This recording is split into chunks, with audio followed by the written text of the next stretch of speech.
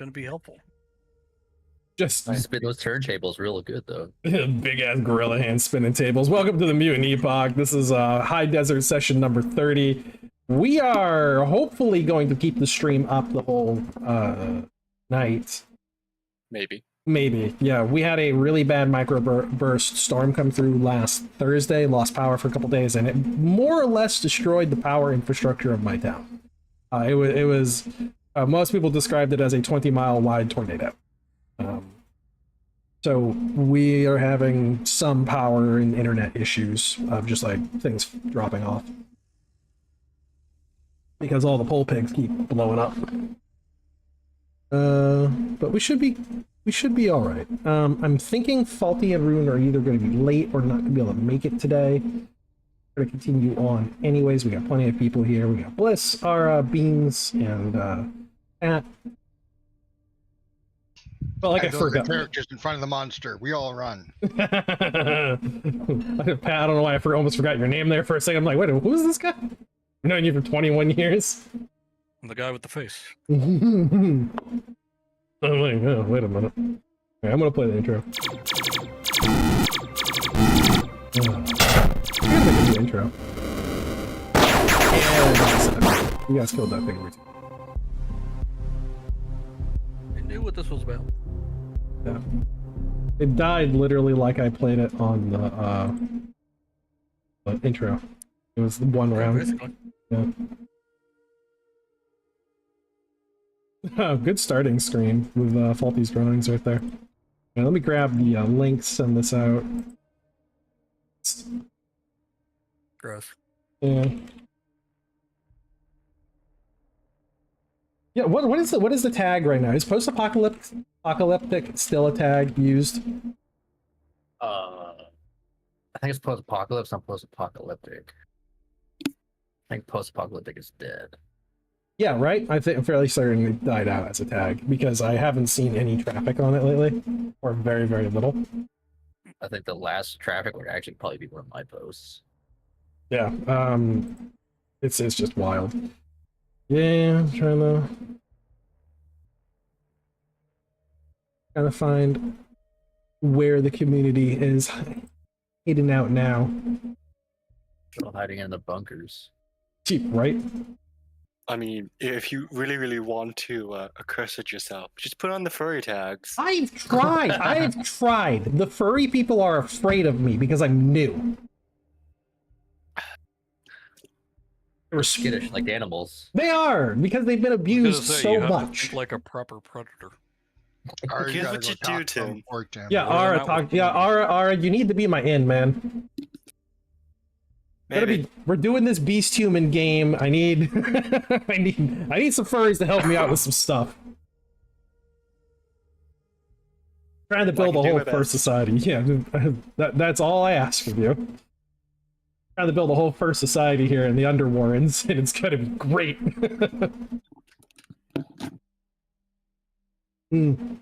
So last session we had thank you for Beans for catching the reference of a bounty hunter named Junko who was going after a sniper. Her team was killed in this area that was a series of rock formations with a really tall, hollowed out, like honeycomb rock formation in the center of it. That was definitely some kind of archaeology that had been built in the way distant past and had collapsed at some point and was no longer being used.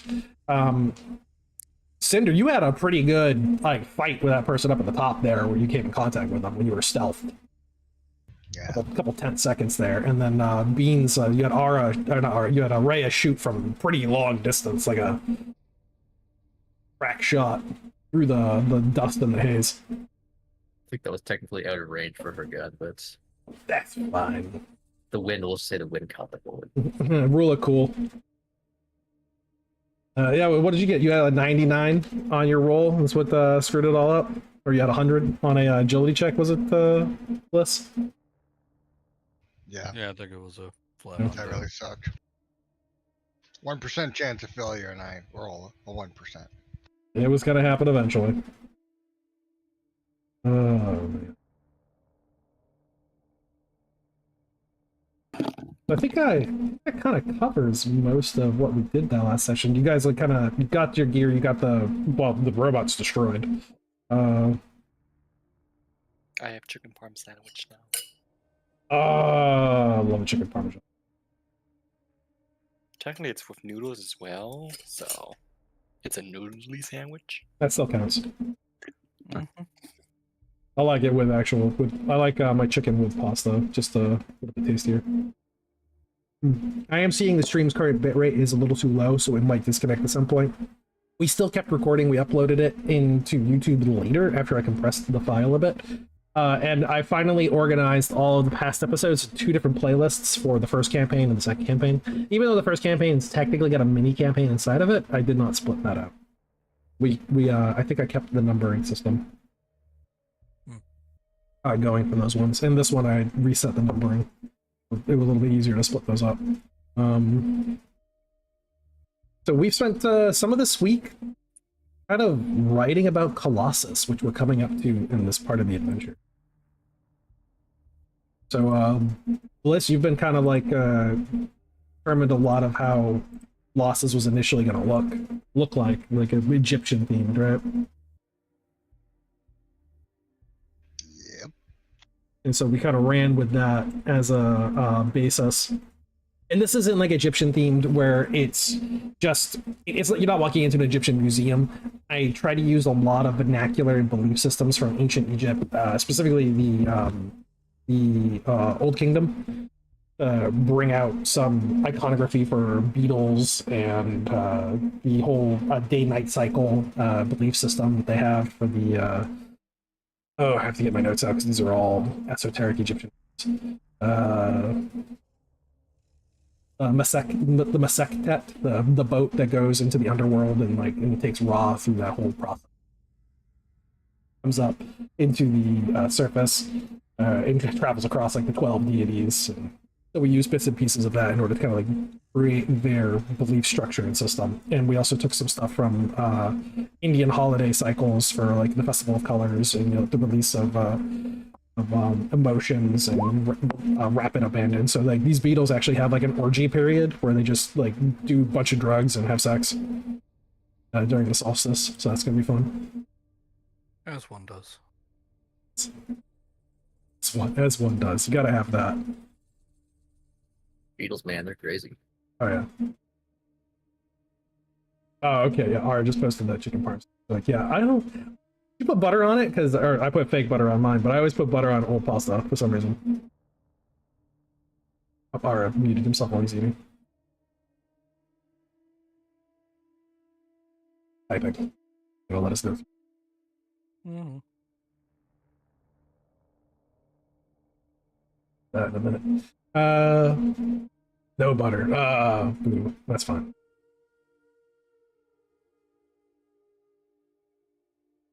The party is currently in E8, transitioning from E8 to E9. So you're gonna spend the night out in the ruins. I think everybody has enough battery power in order to survive the cold night transition into morning. Should be easily. Yeah. Got like 40 batteries on standby. You have a different problem. One of the batteries just might explode because you have so many of them. Yeah, we're a walking lithium hazard. Just scatter some water on you, you just turn into.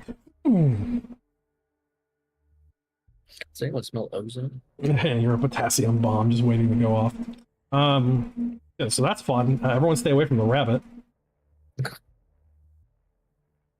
What The about metal one? The flesh one's okay. Doc? What did you help out Junko at all? Yeah, I patched her up. You patched her up, stitched her up. Yeah, I patched her up. I hooked her up to the emergency medic kit, the heavy duty one. Yeah, her environmental suit was damaged too. Does anybody have any ability to repair that or patch it up? Let's see. Would that be Armor would work. Any kind of domestic skills would work. Grounds that have technologies, robotics, chemtech. These would actually have a bit of an idea of like what kind of systems need to be. Electronics as well in order to restore some of the circulatory system inside of it. These things are, they have a complete AC unit in them that circulates air through the body. Doc's got a few things for that. He's got the computer tech for any of the stuff that's needed on that. The electrical tech, leather worker doesn't have armor, but I mean, leather worker's going to have stitching, sewing, you know, patching up holes. That's all going to be in there. so he's also still got some robotics tech as well. And I imagine he's a dapper hand with a sewing needle. Yeah. So you've got Junko sitting there. Where is she right now? Did you bring her back to the vehicle? Yes, I believe we had convinced her to come with us to Colossus. So we're Black's gonna, being That left out sounds here. right. we're gonna pick up the scene from the evening. Because again, you don't really travel at nighttime out in the high desert. There's just nothing you can't see. I mean, you can with the moon out. Differ. With the moon out, you can see pretty well, but a lot of the hazards of just the rocks and the sand just makes it a little bit difficult to move around. Not to mention anybody who's out there can't. They can also see you really easily because of the thermal traces from the vehicle.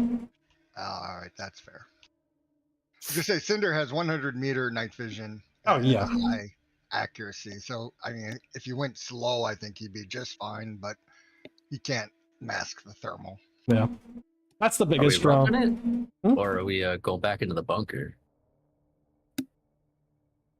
Are we roughing it out like out in the dunes, or are we gonna go back to the bunker? Because I mean, there was a full underground area there we could camp out in. Did we ever explore that too? Was there any like scrap we could salvage? Did the robot actually survive with any scrap? No, that thing blew up. That's right. The arcology itself represents potential for scrap, heavy scrap. Didn't seem like there was seed depositories down there that were all like rotted out. Yeah, that's too bad. Doc has a small sack full of the seeds.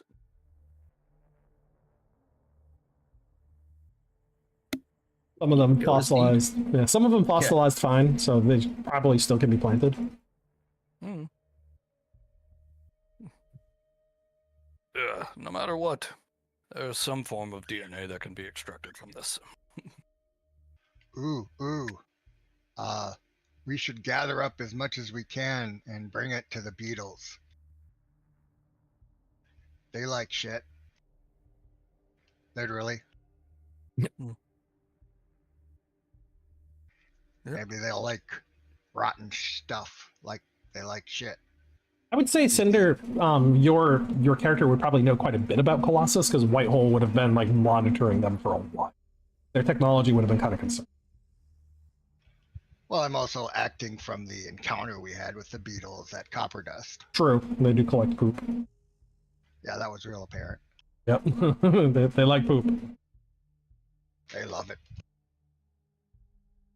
Well, unless they pick this out of the shit, I don't know if they'd be interested. No. You don't get it. I think they'd be interested. It's biological matter.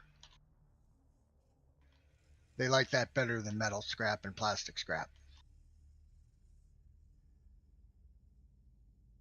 Oh yeah, I could see that. Fuck, took my robots, gave me 200 bullets. Just like Doc yeah. over there is talking about the DNA. I hear they talk about shit like that too. That reminds me, Timmy. Before we had left, I know that she had lost a few of her compatriots. I think there was, 2 others besides her? Yeah, 2 of them had died. If they were, or if it was viable, Doc would want to collect as much blood from the body as possible. The bodies are still, like, she had placed some rocks over them, but they're still out there. Okay, yeah, before we left, I would have liked to get as many liters of blood out of the body as possible. Yeah, a lot of the What about blood's old. cyberware? Do they have any cyberware on them? One of them has cyberware. He has actually got it laced throughout his body. She's not entirely certain how much he has. Cinder will get out his metal Entity detector. scanner. I was going to say entity scanner. Or that. So he has an enhanced nervous system. There you are. So his Small printout. yeah, Here you go. that's tied directly into his brainstem, and it just gave him faster reflexes. Is it Fast possible enough, to apparently. extract? Because Cinder has an open hard point, given that he extracted the camouflage system. It can be removed. Like, so it has a processing unit basically at the base of the brainstem that allows it to process information and send those signals down to like muscle fibers to get them to react slightly faster than what a human could do. These are pre-registered programs, so it's the idea of like drawing your weapon out or performing a certain action that you could fumble in the field, like reloading or aiming to center line or to like center line. Sorry, to battle site 0.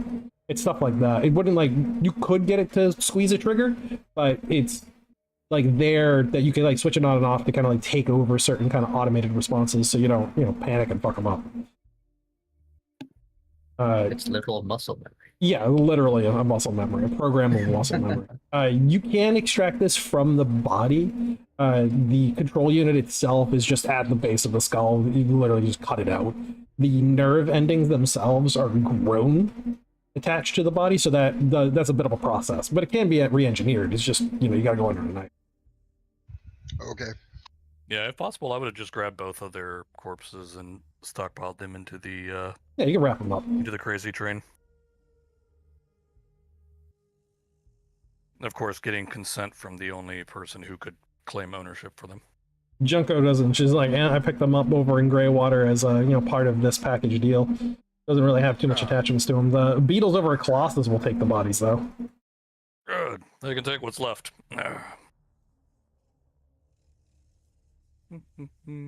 It's not want that. Doc's gonna start setting up mobile kit to be able to harvest whatever organs he can out of the body. Unfortunately, the bodies have triage is important. the bodies have themselves decayed a little bit past the point of viability for like organ transplantation. The cybernetics are, for the most part, fine. You say this, but I assure you, there's always enough matter to still make a blood patch. Man, what do you want? Anything else you wanted to do before I close the scene out? Close away. Not bad. No, we doing the evening? The evening? Mm. Yeah, it's going Or into was evening. this? This is the evening. Mhm. Okay. So sun rises on another day. Desert. You find your water store is a little bit lower, your food store is a little bit lighter, and another 20 kilometers of travel in front of you before you get to the outskirts of Colossus. At this point, you can already see the top of the Colossi, the great statue that gives the fortress its name. It is a scarab beetle with its arms extended above its head to frame the rising sun. This is also speculated to be the source of the Colossi super weapon, some kind of laser beam that they use. Though, unlike most of the weapons that you've seen, like a lot of the zap guns, which have a projected energy source you can see, the weapon of the Colossus is invisible. And a lot of people don't really understand what or how it works.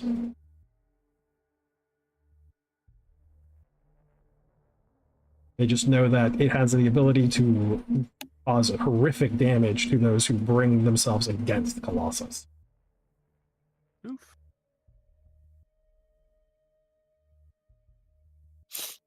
It's a big magnifying glass. Basically. Yeah, the Romans. Okay. What is that? Sicily. What's the mirror beam death ray? Oh yeah, that was the Battle of Sicily. Sicily when the Romans were attacking it. Archimedes. Yeah, Archimedes. Yeah. The Archimedes death ray. All right. So with nothing else there, nothing did you guys want to do before the morning? Outside of whatever repairs I can do to Miss Jimco's equipment, collecting DNA samples or blood. Doc has nothing else he would do except for, in moments of downtime, play a little music for people. What kind of music would Doc play? He plays a guitar. Like, He has 4 levels in performer. explain a bit more about just a guitar.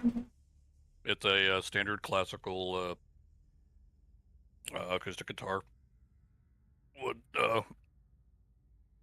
Titan strings still well kept.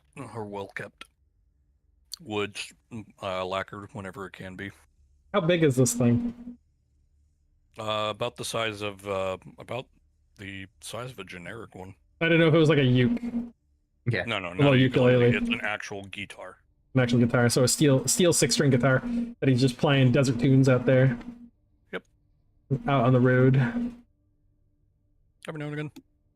Mostly to help people calm down and sleep. Playing Play like light things. like a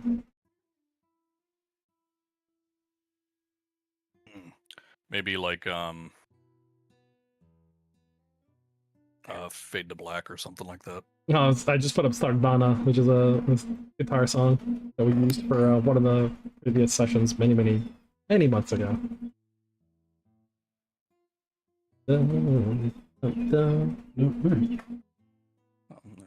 Guitar. So I asked because a guitar on the size of your character would be... Oh, don't mess with that too much. A little bit more. Yeah, you guys can turn up your own volumes on the sides of your whatever you're using for your web browser. If you turn it up on my side, it actually blows up the OBS too much. You have your own managed. You can manage the audio inside the gear icon. But yeah, I mean, For the audio and Dog's video. not like it's not that big a deal for him. Like he doesn't mind. Keeps it in a case, just carries it with him. All right, again, because I asked because of its size, and it would be rather ubiquitous. Like, it would be noticeable if this like clink clink clink clink clink clink brain in a jar has just got this big old guitar strapped to its back in a case. It's I don't know if he just has like a sombrero on as he's going into a bar, like, oh man, I'm here to play.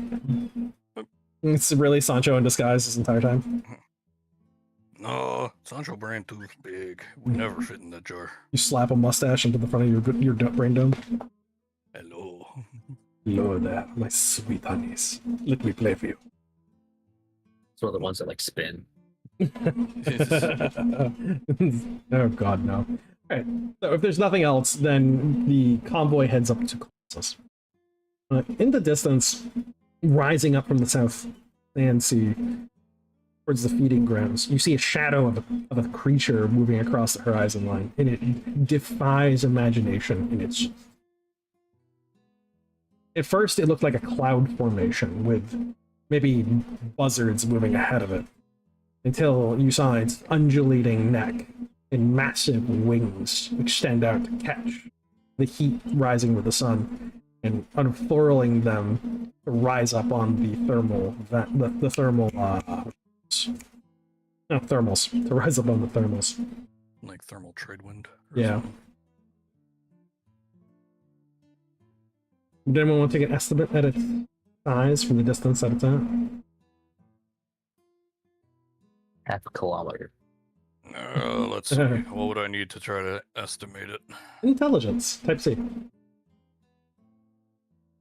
Maybe between Argo and I, we can easily figure it out. Let's see. Type C. Go on, Rhea. I choose you. Rhea's never failed. She hasn't failed yet until now. She's like, that's big. It's big. Let's see. Rhea holds her thumb over. It's tiny. Look, it's as big as my thumb. Yeah. That means we're out of the danger zone. Type C, you said? Yep, type C. No problem. Oh, nice. Still under it. Yep, still got it. Doc knows it. So, Dog, you figure out that those other creatures that are flying around it are Shrike. I knew it. And if they are... He's a player. Yes. And if those are Shrike moving around it, given that they're roughly 3 to 4 meters in width, that thing is roughly 500 meters across. It's half a kilometer in size, moving in the open, keeping itself afloat. This is almost impossible without machine lift.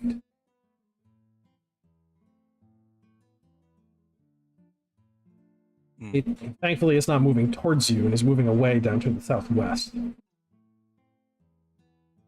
But anything of that size with mobility would require a impossible amount of fuel. knowing that they're a weird marriage of biological and machine.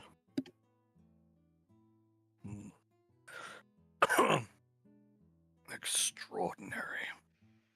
Hey, Tim. Yeah, I see. Cinder got it.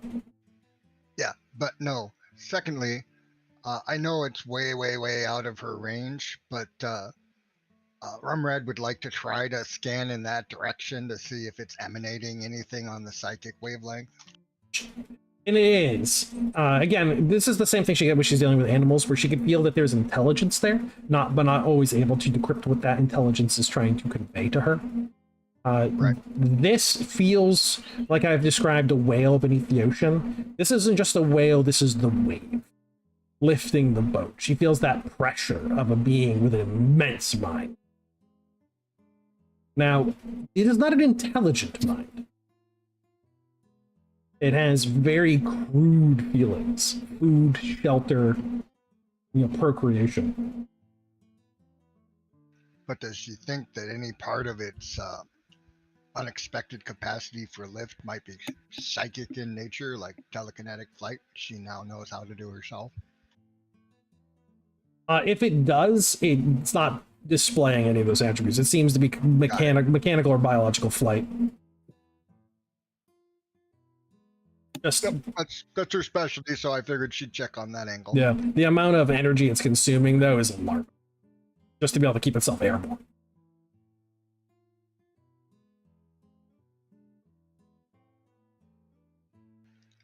So Rumred will report that back to the group. Hmm. I sense that it is not intelligent, but a very powerful mind nonetheless. However, whatever it's doing to keep itself aloft is not psychic in nature. There's no telekinetic signature that I can discern.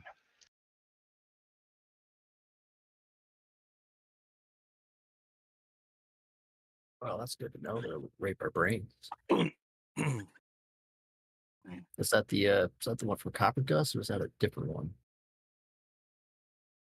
I would believe that that one is, if nothing more, or if nothing less, the mother of the one that we have dealt with previously. And Duke tilts his eye-patched eye out to look at it. Yeah. Is there only one? There's I one don't. queen, I believe. Just one. This queen. is clearly a queen. I've never queen. seen this one before, but I had heard tales. This was the creature that was responsible for the downfall of the immortal fleet.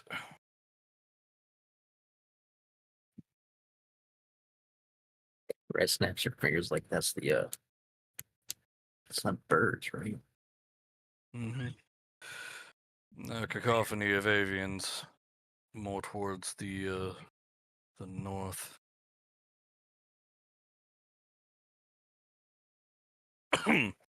Yes, their mobile fleet was brought low by such a creature. Unfortunately, I have no recollection as to how long ago this was. 'Tis baffling. Beats me. Duke. Duke looks at him again. I'm afraid that's all I know of it.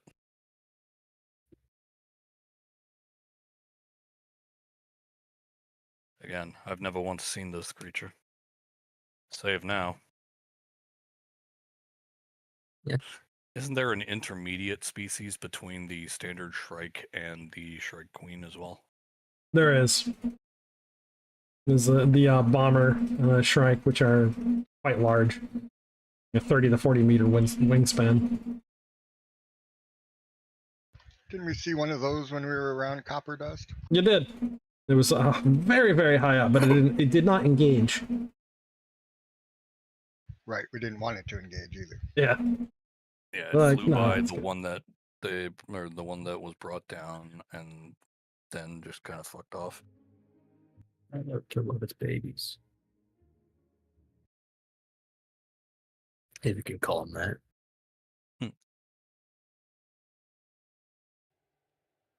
I could assume so. And the Duke goes back to kicking up his webbed feet. or well, not webbed feet, but his damaged feet and whatnot onto the dashboard and leans back to sleep.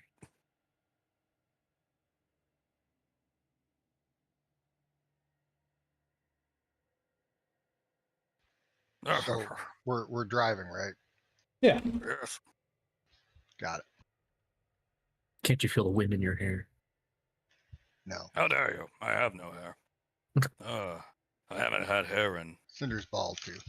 Hmm. I forget how long I've been a brain in a jar.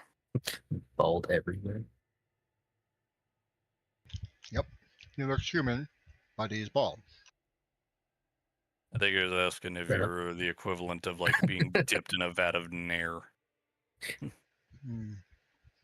Yeah, Shorn. not. he would look relatively normal. You know, he's trying to pass as human. So, Oh, but he wait is a minute. You're right. Right, yeah, hold on. Here. Digs through his bag and puts on a goatee sticker on his on his jar. Ah, yes, the wind through my hair. He gently strokes the sticker. bald. Cute. I mean, you could just scalp one of the bodies in the back yourself. It's too pain. No, no, no. That would be desecration of the corpse. He says as he plunges the needle back in to get some of the cerebral fluid. There we are. What I'm doing is called medicine. Is that what you call it? That's what Cinder says. I mean, remember that's what it it's says- called in medical textbooks. I don't think that's medicine. I mean, I don't know a lot of medicine, but I'm pretty sure that's not medicine. Well, with the cerebral fluid, I could use it to help to aid a patient who is undergoing hemorrhaging of the brain. Let's see, I don't exactly have a sterile lab as he looks around the rat-infested crazy train.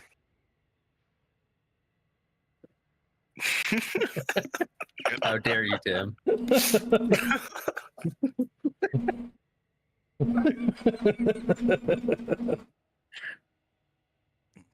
I mean, you posted it earlier today. That was like 4 in the morning, and I still haven't slept yet. Oh man. God damn. You should like fix that. I wish I could. Yeah. Otherwise, yeah, on the rest of the trip, Doc is going to also be continuing to tend on Junko to make sure that she's still good to go. Checking his needlework, making sure nothing's torn in the night. So There, Junko herself is pretty well patched up. You've got her wound stitched, and you are able to sew up her thermal suit and get the air supply system, well, the AC system running well, so that this way she's not broiling in the hot sun. Which she's thankful for when she clips on her environmental suit and hood and gas mask, and breathes in a nice, easy, cool breath when the sun starting to bake the sands. windows Colossus, yeah, windows up. Yeah, Colossus comes into view after a few hours, and it is a dot of dark material on a gray and white sea of silica. Rises up amongst several jagged rocks. It's there, woven construction of biomatter that is one point looking like it could easily flow or melt under the underneath the sun. So you approach, and you can definitely see that there is a thorniness to it, a hardness. The bastion is built in a star fortress pattern, with protruding spikes coming away from it every so many meters that allow it to project itself out into the open and send volleys of attacks or funnel attackers into kill zones that they'd have to try to surmount to gain its walls. There are beetles all across these walls with long lances that they have pointed down at anybody who approaches. The Colossus itself stands as a monstrous megastructure that rivals some of the skyscrapers that the old ones had built in the dead cities that litter the landscape. This thing, as you get closer, though, you see that its immensity is almost impossible when you see just how thin it is. How its construction almost appears to be flimsy. It's made of some kind of woven material that is stitching it together in a complex pattern of ropes and lattices, support structures that ascend all the way up to the top of it. The exterior is just a shell, much like the creatures around you who are all beetle men shelled themselves, so they probably have much more substance inside of them. When you arrive at the gate, there's already other caravans that are lined up there, some leaving, some entering, pulled off to the side onto an area of hard rock and some kind of woven fabric that looks like it should move easily until you reach down and touch it and feel that it is hard as concrete or asphalt. It has a roughness to its texture, though it doesn't seem to resist contact too much. Like when you press down onto it, there's a little bit of a spring back. The beetles themselves stride out and they begin looking over the vehicle, chittering and screeching amongst themselves in their complicated and fast language. There's one with a painted red stripe of color across its thorax that strides up with one of its bright lances and points at you with the butt end of it. Yo, yo, yo, yo, yo! This is pointing to the driver. Come down now!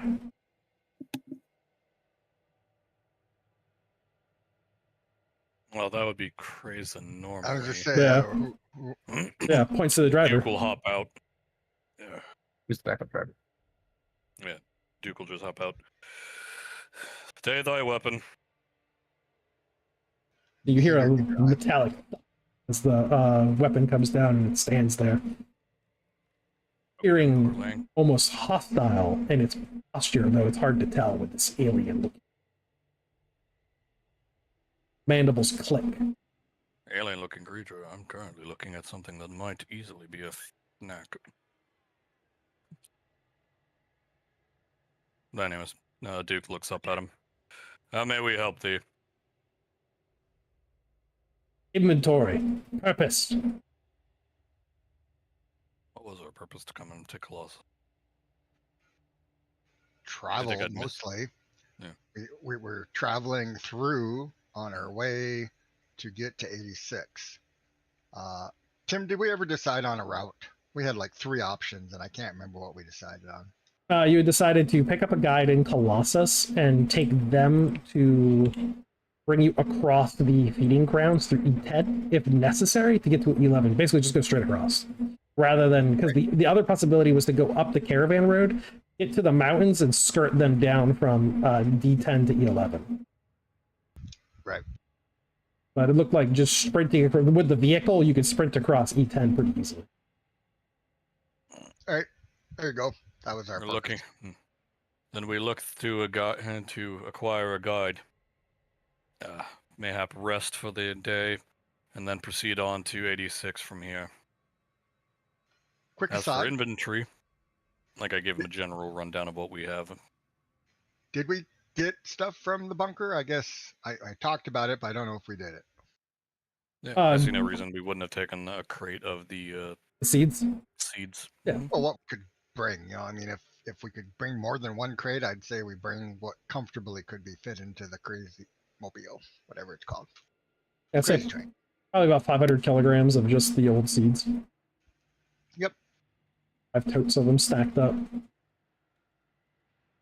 With you guys sitting around it on the bed of the vehicle. Yeah, makes for a great chair. Yep, exactly. So it's looking at the vehicle, they expect a couple other beetles come along. They have this device in front of them that at first, look, again, it looks like some kind of shiny metallic structure until its little like arms and appendages come out and it unfurls this huge pheromone antenna that opens up and like plumps as it's rushing fluids into it, and it begins wafting it over the vehicle as they're like the beetles are lifting it and guiding it over the vehicle itself in all different areas. And again, just chittering amongst themselves as this one that's standing there with the red ash of color across its body just paint that's been splashed across its carapace. Just watches. AC's the fastest. Yeah, Duh. red makes it go Doc is faster. just keeping notes on the behavior, the way they're moving around, things of that nature. Synonymizing it with what little he knows of insectoid in general.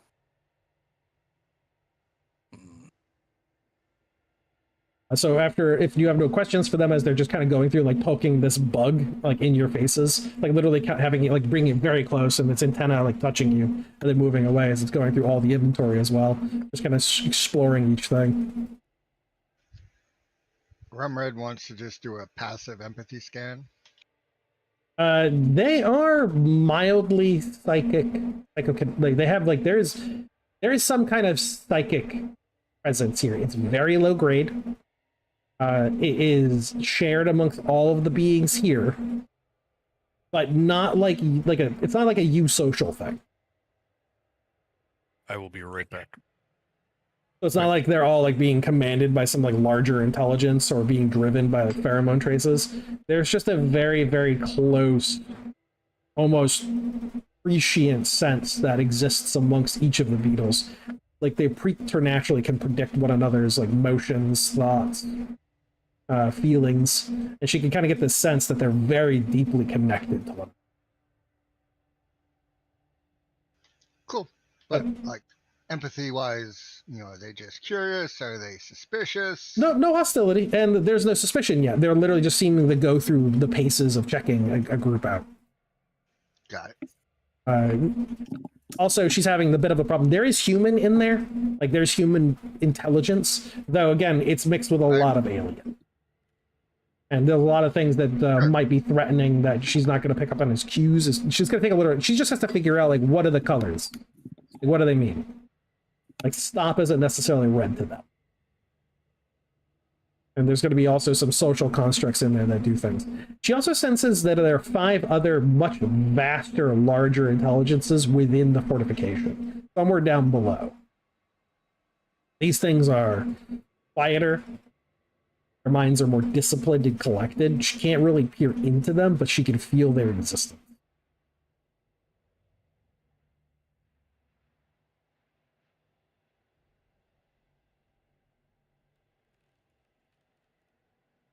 The kind of sensation she would get if she was like reading a very tight collective, like a large body of people in an area, like a skyscraper or superstructure, densely packed. But she knows that there is distinctly 5 of them, almost if 5 were many. And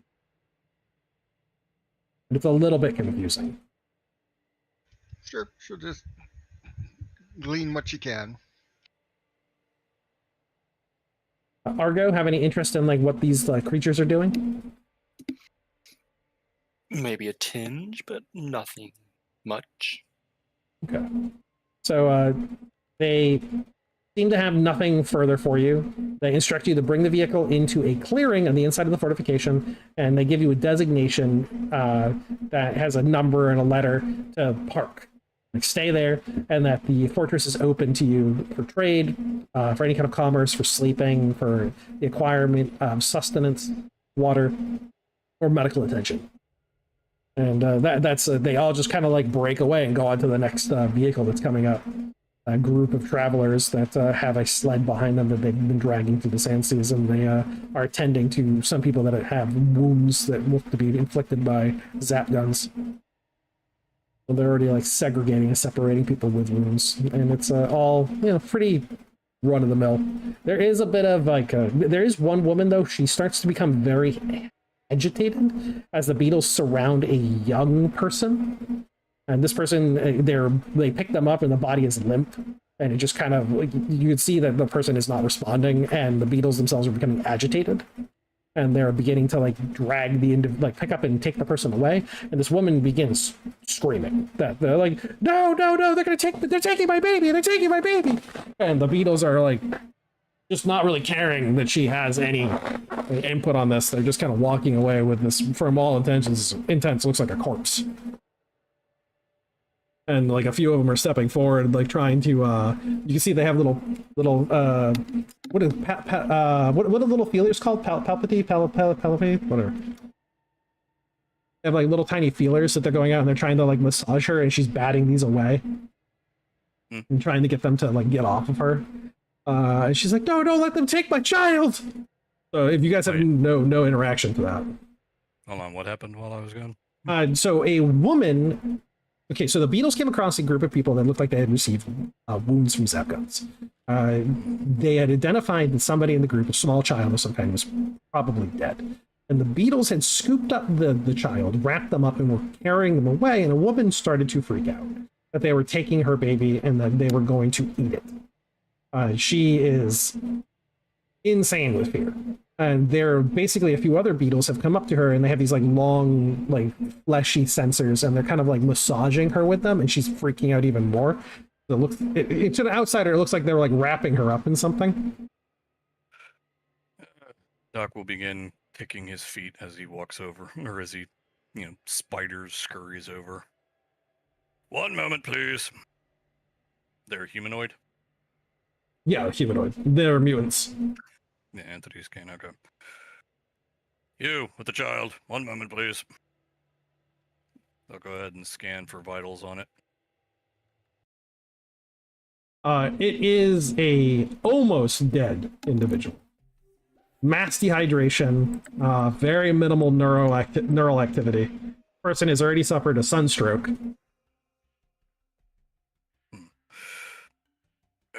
They're essentially, their brain is not, like, higher functions of the brain are already dead. They're gonna be in a vegetative state. For now. There's always a way to bring it back. You, get me a clean room. Doc's gonna begin barking orders at them. You, a clean room, now. A couple of the Beatles look at each other, they chitter back and forth, and it just continues to walk away with the corpse into the fort. And another one stands there in front of you. We take. We fix.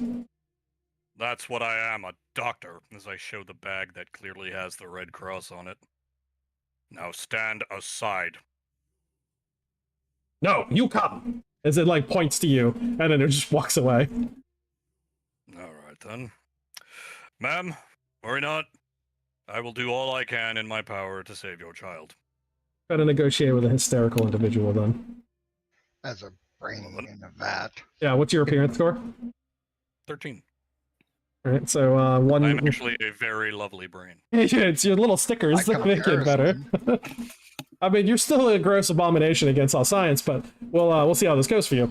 Appearance score for 13. Will rush up and It's a -7. Use her wiles to I calm the woman. will actually use perform to try to reach her on an empathetic level.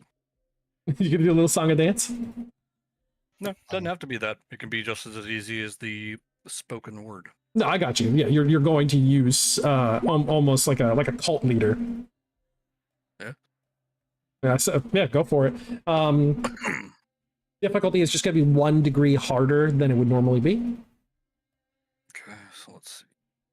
Use your performance rank against the matrix for negotiation. Okay. Not a problem. We Use this as a neutral. negotiation. Oh, the personality? Yeah. Cult of personality. What is your performance score right now? My performance is level 4, so I'm currently looking at an A. A with a So you're looking at a C B. for hostile. Okay.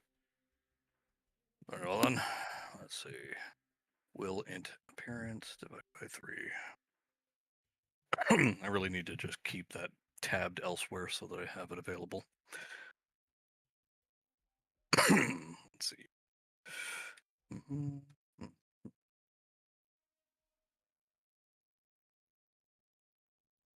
Alright, that brings me out to a 60 flat for the hazard check. Type B. Alright. So be it. D100. Hail me not. Success. Not bad.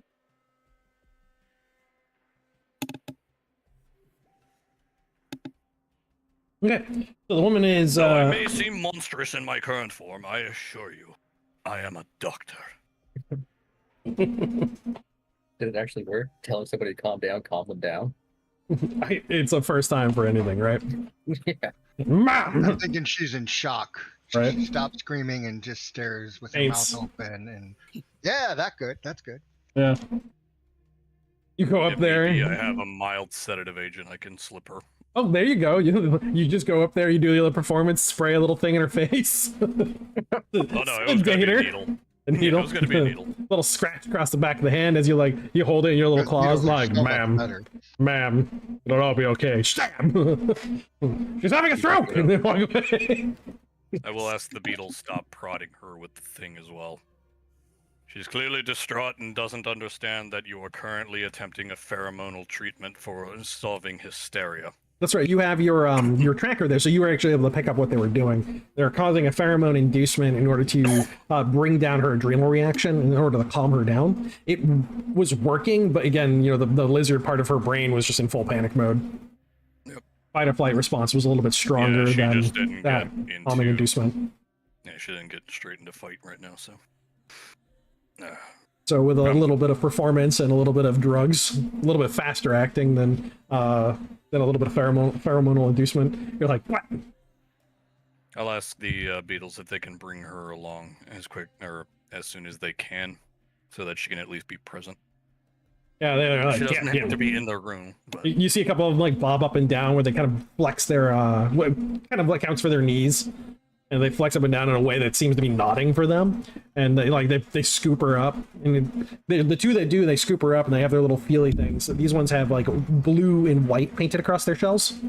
And looking at them, when you get really close to a lot of the beetle, the colossi, their shells are very prismatic. They have a very, very beautiful transition of colors across them. They appear black whenever you're looking at them out of direct sunlight. Whenever the sun strikes them, it's just a crazy assortment, a spectrum of colors that move across it. Very, very pretty. But on top of that, each of them that you look around you that seems to be performing some kind of specific activity has a color painted on their shell. There's also small pictographic images, and a lot of these things don't mean anything to you. They probably obviously mean something to the beetles, but spirals, lines and dots, triangles, a lot of geometry, probably is denoting certain kinds of jobs or activities. Well, clearly red is either a security detail of some form. Yeah, that one seems pretty obvious. Like you see all the ones that are carrying weapons have red that's been painted or daubed onto their shells.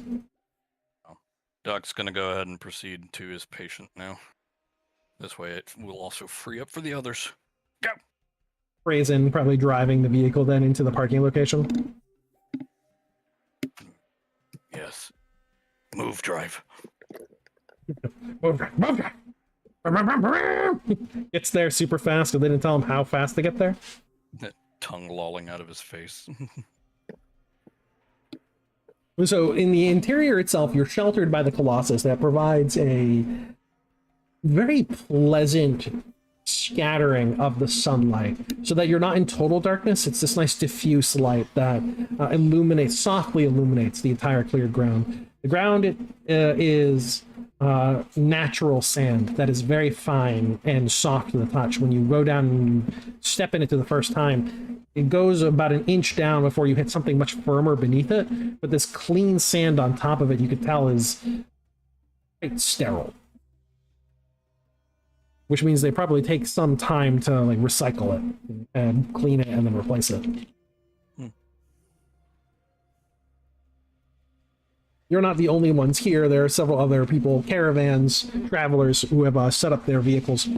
Some of them in currently hawking wares, and just offering meat, machinery, equipment, personnel, slaves, that are all kind of just on sale in this area. I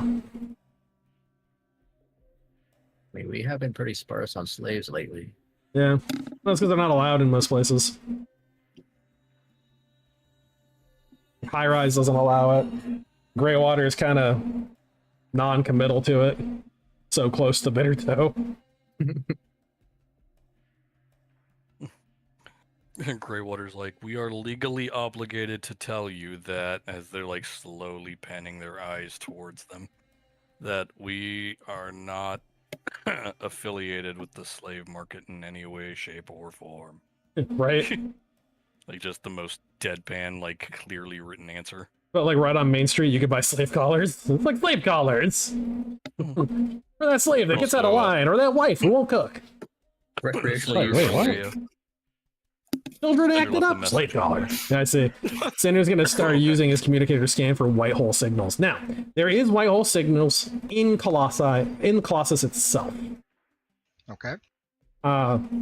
There's a caravan of members that appear to be from 86. You can see again, it's just a bunch of robots of different types. You can see like some like robots that would have come from like a vending stand, a few ones that are service bots. They're just trading in scrap, capacitors, resistors, batteries, things of that nature, and that's where your white hole signature's coming from.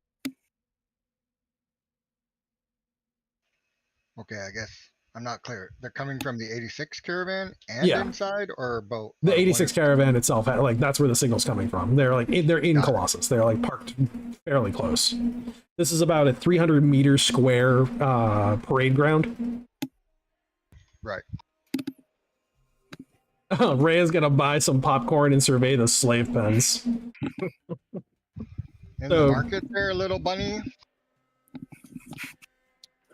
Hopefully not. I like being on this side of the fence. That's not what I meant, but okay. Duke steps next to her. Twould be most beneficial rather than being on the other side, I suppose. So when you get to the slave pen, now the pen itself is a series of like caravans with shaded covers, bars on the sides, and people that are tied together with fiber cords. They are paraded out in front, and they're in different states. Some are healthy, some aren't. Some are young, some are old. You can tell that none of them are pleased to be there. Though there are a few slaves who are actively participating in like their own personal sale. The slaver comes out in front. He's a portly man with a balding pate, patchy beard, and a very savage scar across his nose and chin, like somebody taking a pretty good bite out of him with a knife. He's like, "Hey, can I interest you into? You need yourself a personal assistant? I got myself this one here. She can read and write." As he points to a slave that's nearby, that she is actually not collared. She is wearing a survival suit. And she has a metal collar with some kind of mechanical device on the outside of it that gives off a little green light. Fully programmed, prepared to serve all of your clerical needs. Comes with extra attachments if you need them, if you know what I mean. Duke points at the collar. What manner of device is that? The locator beacon. Well, it's a good thing you have that. I found her. She's right here. No, in case anybody steals her, you better find her back. They'll find it difficult to get that thing off. It's not destructive or anything of that nature. It's just very, very difficult to remove. Vanadium and steel. Rustless. Very good construction. Rhea just touched and you made a collar out of it. Well, the collar already existed. How many of those you got? You got any spares in the back? I'm afraid this is my only one on model. Would you like well, to take a look at the shucks. features of this particular female? As he points to the female who steps forward, and she has very, very clean skin, long, she's a long-haired brunette, and she has that kind of like flawlessness that definitely speaks to synthetic. Well, you know what? I already know how to read and write. Oh, she can be programmed for other tasks. You do need someone to. She's not incredibly strong. Her muscular, her skeletal system is made of reinforced plastics. I'm certain that we have no need, unfortunately, for a clerical android. Yeah, that's not gonna stand up to the desert. Oh, you need soldiers then. As he points down the line, oh, I got some of these over here. They're strong men, women. As a few of them like stand up and like come forward. These ones actually have like Duke steals straps. another handful of popcorn.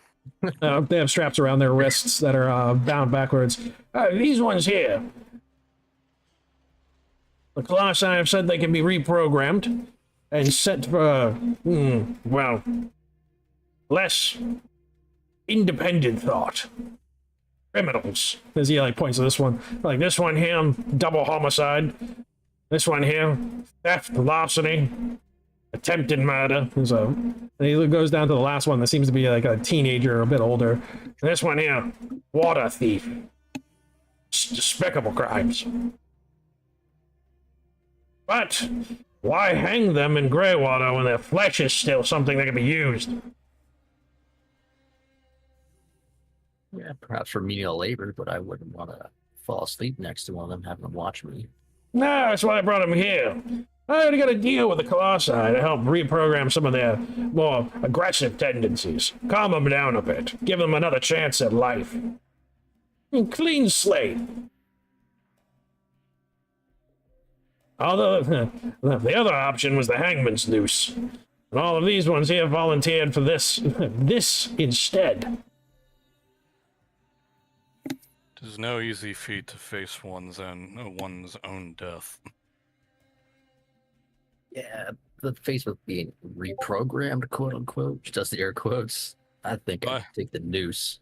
I assure you, I agree with you wholeheartedly. However, I can understand their trepidation.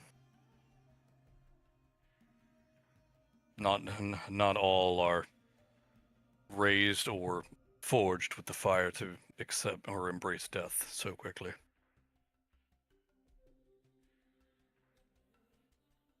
Well, from what I understand, it's not a complete erasure of the id. They'll still have some of their old memories, well, at least most of them. However, they'll... Nervous tick or a grinding feeling in the back of their mind that howls towards some wrong they've done and know not what. I'm quite aware of this. It leaves a lingering impression. The slaver turns and smiles at you. Ah, the connoisseur of the reprogramming. Someone who was aware of what the beetles can do. It's quite a useful art it is. Missing an arm, a leg, eye, as he looks to you. The Colossi have the technology and ability to restore these things. Not cheap, mind you. They charge a very, very high sum for these things. Second Nor lease do I on have life. any need. I have no need for such fancy accoutrements. Fair to say, not everyone is quite comfortable with what the Colossi propose. They think that it destroys whoever they were, that the individual is gone and the new one is just a clone or a replacement. Not so, I say, not so. Twice have I been through the reclamation process myself. As he gives you again a toothy grin that you can see that he's been abusing narcotics. His teeth some of the teeth are missing and some of them are blacking. Been through twice. This life, a little harder than the last few. Decided to go with a different spin on things.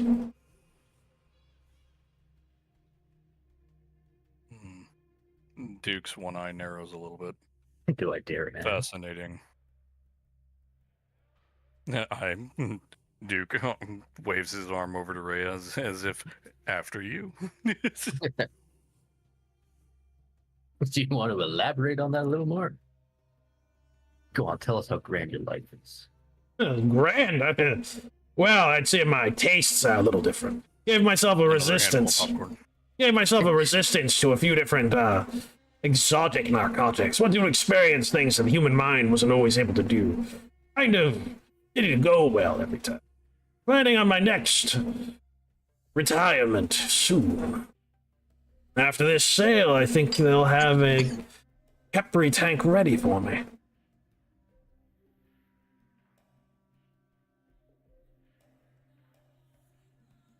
Yeah, that's creepy. That's creepy. He waves just his like hand. shoves the popcorn into Duke's. Like, Yeah. you can have the rest of that. He waves his hand. Duke. Nonsense! It's perfectly safe. Yeah. Duke leans over to Rhea. Another analogy might be like as he says this low so the other man can't hear, another analogy might be, how often can you dry rinse a pair of underwear before it is no longer viable to keep using it? How long can this man keep going through recycles before there's nothing left of them? Oh, pish posh, pish posh. The thin rag analogy. I have very good ears. They gave me those last time. Yes, the conundrum, unfortunately, is most of this is partitioning your mind, rather than removing it. Hmm. You have reasonable Their memories arguments on is this. Their memories as quick as they always were. Well, as long as I have lived, some memories have faded, which is only natural. The march of time, as it were. The march of that. Still, we shall not get into philosophical debates. Though, quite entertaining your viewpoint was for me. And well-versed. None of the usual arguments or debasing into emotional bravity. Well, why debase ourselves with flowery emotions? It's just a world of facts that we must deal in. Allows us to drive to the end conclusion with a clean conscience. Both parties are aware of all things at stake. A deal is made, no hard feelings are had. Indeed. I suppose we shall continue perusing your wares then, sir.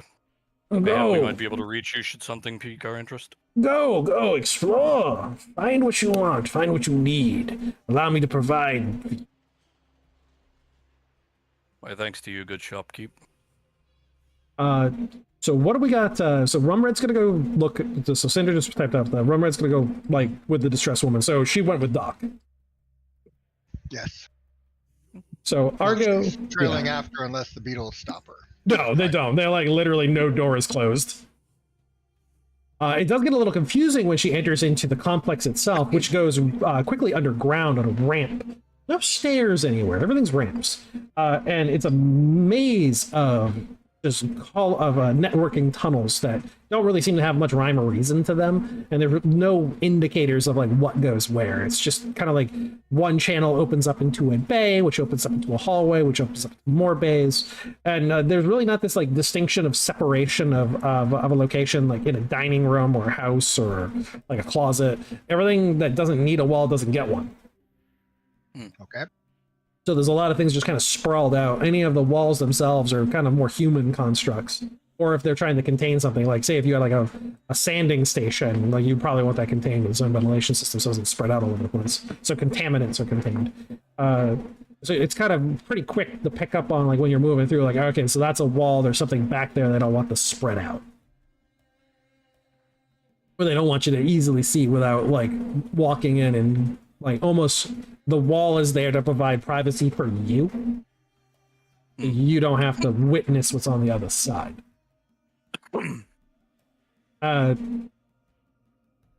There's also a lot of wherever you go, there's paintings, human paintings, artwork, tapestries, silk wall hangings, and junk. Junk in strange patterns, junk in that was scrap pulled out of Lost Soul or some ruin, the hoods of vehicles with a flaming firebird on the face of it that's like half rusted. There's an area that's filled with lush carpets that look like to be woven shag that you are just meant to just walk through. There's a lot of areas where tactile or visual sensation is greatly exaggerated as you're going. And they seem to evoke certain responses, like you're supposed to experience the space. Argo and Whiskey Tango, what are you guys doing?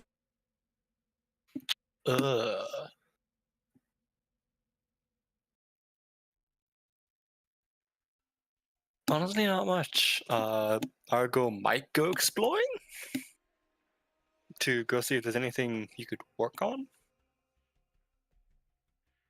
What's so he's in a building that is constructed from biomatter. so you can see some of them right now. There's a few beetles walking around with larvae, and these larvae have this webbing around them, like a silk they're producing, and they're using it. They're literally like carrying them around like little 3D printers, and they're just kind of moving them over the areas they want the larva to produce this silk. And they're using it back and forth in a weave construction where several of them are coming together, forming complicated patterns where they're kind of like moving and weaving these larvae around, like they're almost juggling them in order to create like a lattice, a structure, a floor, a wall, a pillar, a beam. So that's something that's happening all over the place. These same larvae, you're not sure if they're in an earlier stage or a later stage of the development, but in this particular stage, they have a red head with mandibles, and they're using them to chew down certain sections. And they're eating them. So that's one interesting that's going on. You also have all the different vendors that are out there. The beetles themselves are walking amongst the vendors, picking over wares and goods, talking. Most of the beetles who are actually talking with vendors, though, they have a human or beast human companion with them, who seems to be the one negotiating deals. Now, you'll remember when you were in Copper Dust, the beetles had a hard time with commerce. They didn't really understand it. And like a lot of people, like the players had to kind of explain the whole idea of like, all right, this is money, and the beetles were like, yeah. Like, yeah, here's the money, and they're like, here's a bunch of silver, and they're like, nope, 1 silver for this, and they're like, yeah, but 100 silver's better. It's like, no, you want to, okay. You have to like explain this whole concept. They just didn't have an idea of like, because to them the silver is useless.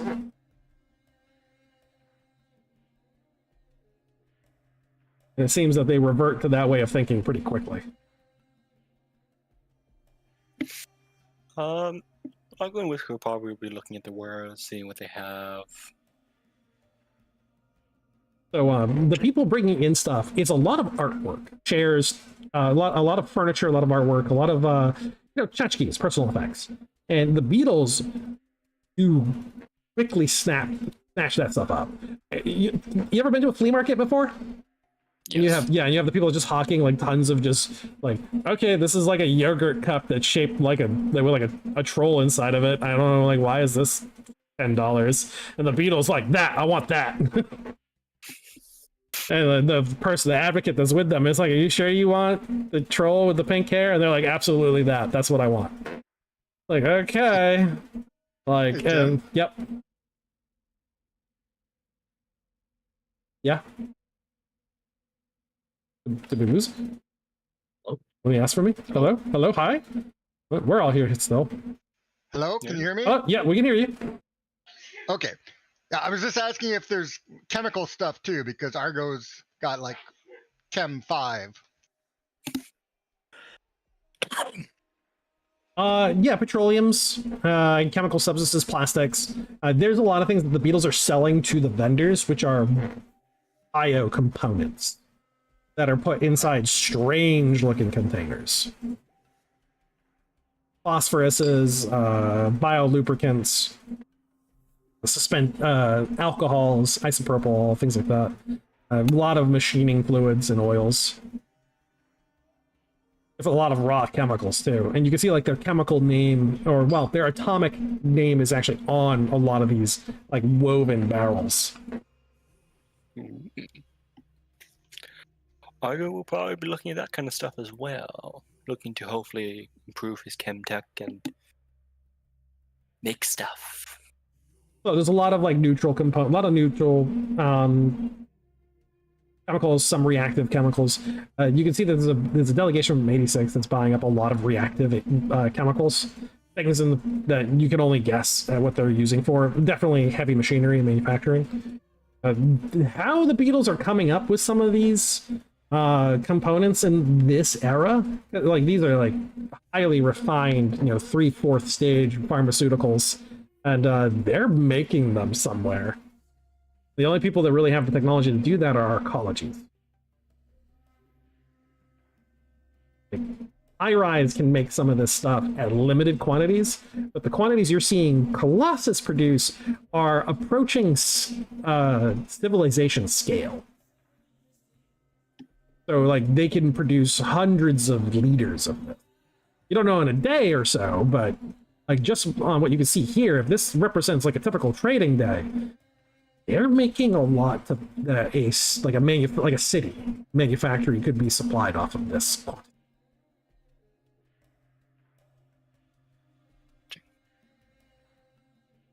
And so that's kind of a bit of a useful information if you're trying to craft anything out of chemicals. They probably wouldn't, or at least they're selling it at like rates and values for like mass quantity distribution. So you're dealing with like smaller.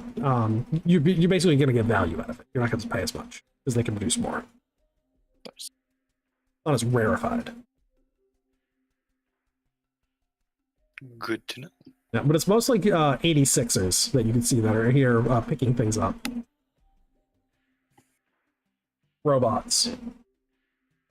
And they're clearly robots. Like, they don't have any synthetic skin. They're just like lanky messes. Rust and debris, bits and pieces of other robotic parts stuck together, welded, roughly bolted. A lot of these robots have a, you could generously say, artistic flair to their construction. Idea for the group in general. Do we want to try to get some like robot troops to bring with us to cross the feeding grounds? Or do we think that's redundant? I mean, Duke doesn't have any preference regarding it. Do we need meat shields? Yeah, kind of. I believe they would be tin shields, not meat. It might be a little bit of iron. Plastic. That's polymer.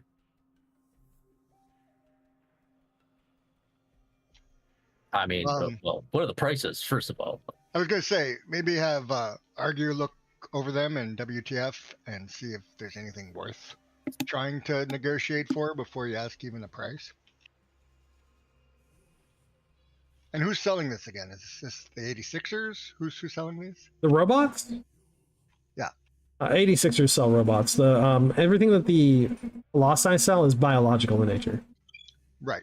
Or biochemical byproduct.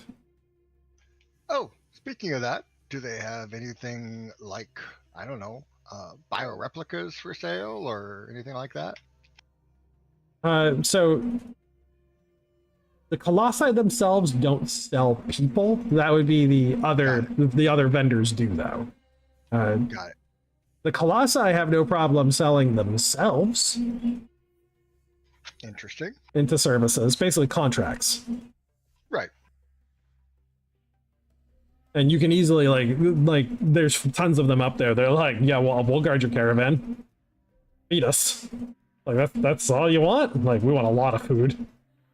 Like, oh, okay, maybe that's kind of expensive then. What do they eat? Pretty much anything, as long as it's vegetable matter or meat. But they do require quite a bit of food a day. So they require up to 5 kilograms of just raw matter a day in order to consume. Right. They don't need much water, so they only need about 1 liter of water a day. And they don't need environmental suits.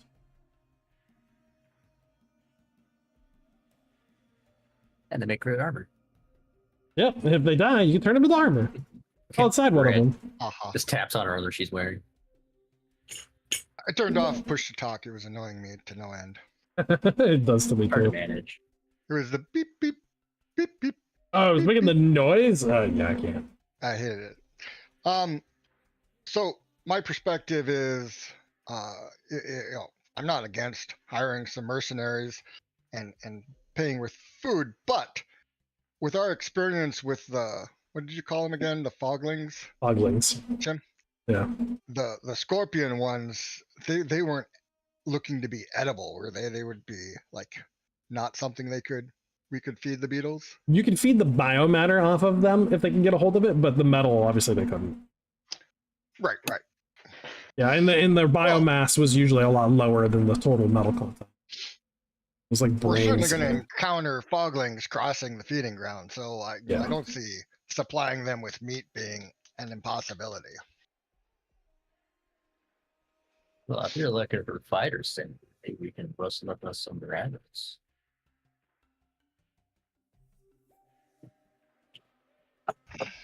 Well, and this is Cinder talking.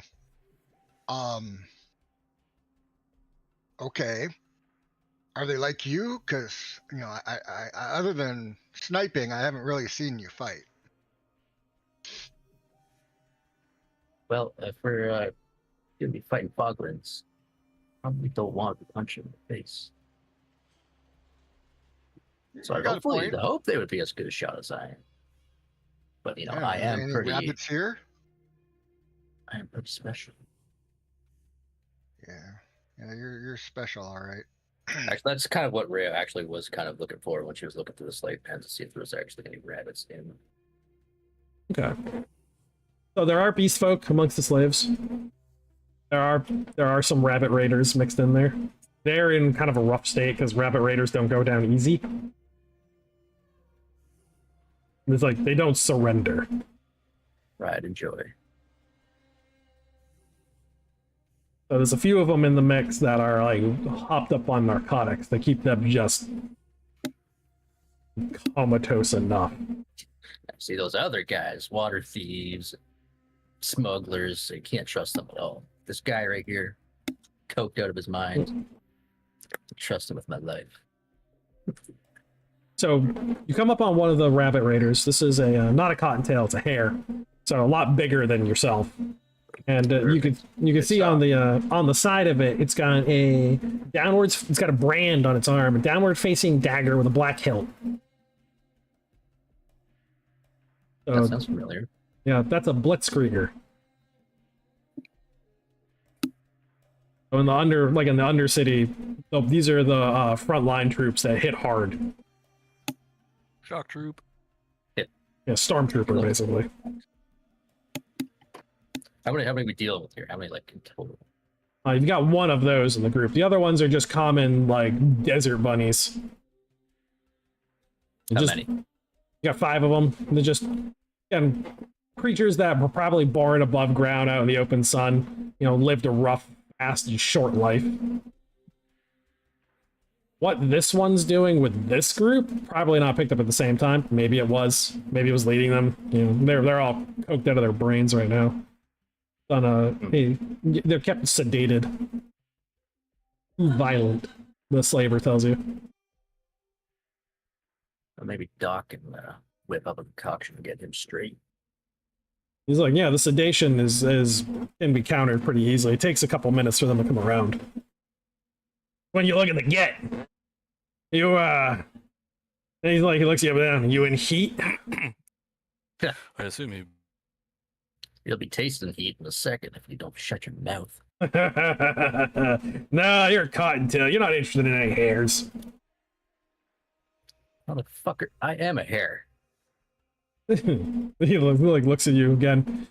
Short. Still tall enough that I could shove my foot so far up your ass, be kicking you in the forehead. And he scratches his patchy stubble under his chin. Probably.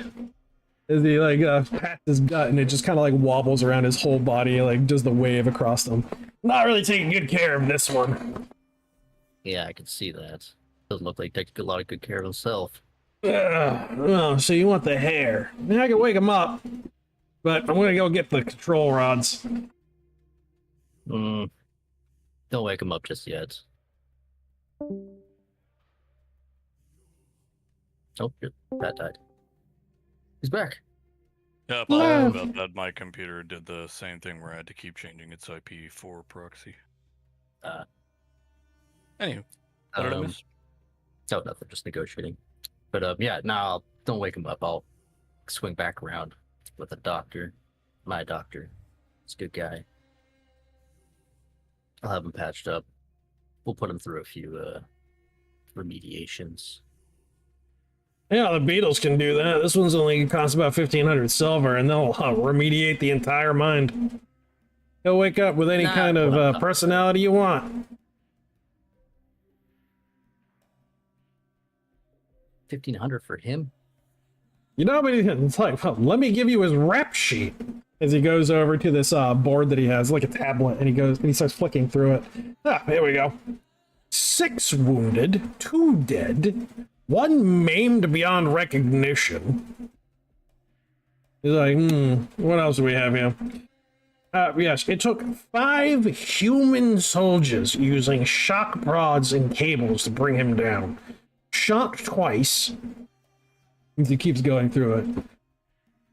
Oh, and even then, after capture, he still managed to slip his bonds, strangle one of the guards, bring him down, and stab the second guard in the kidneys with a shiv made from broken stone.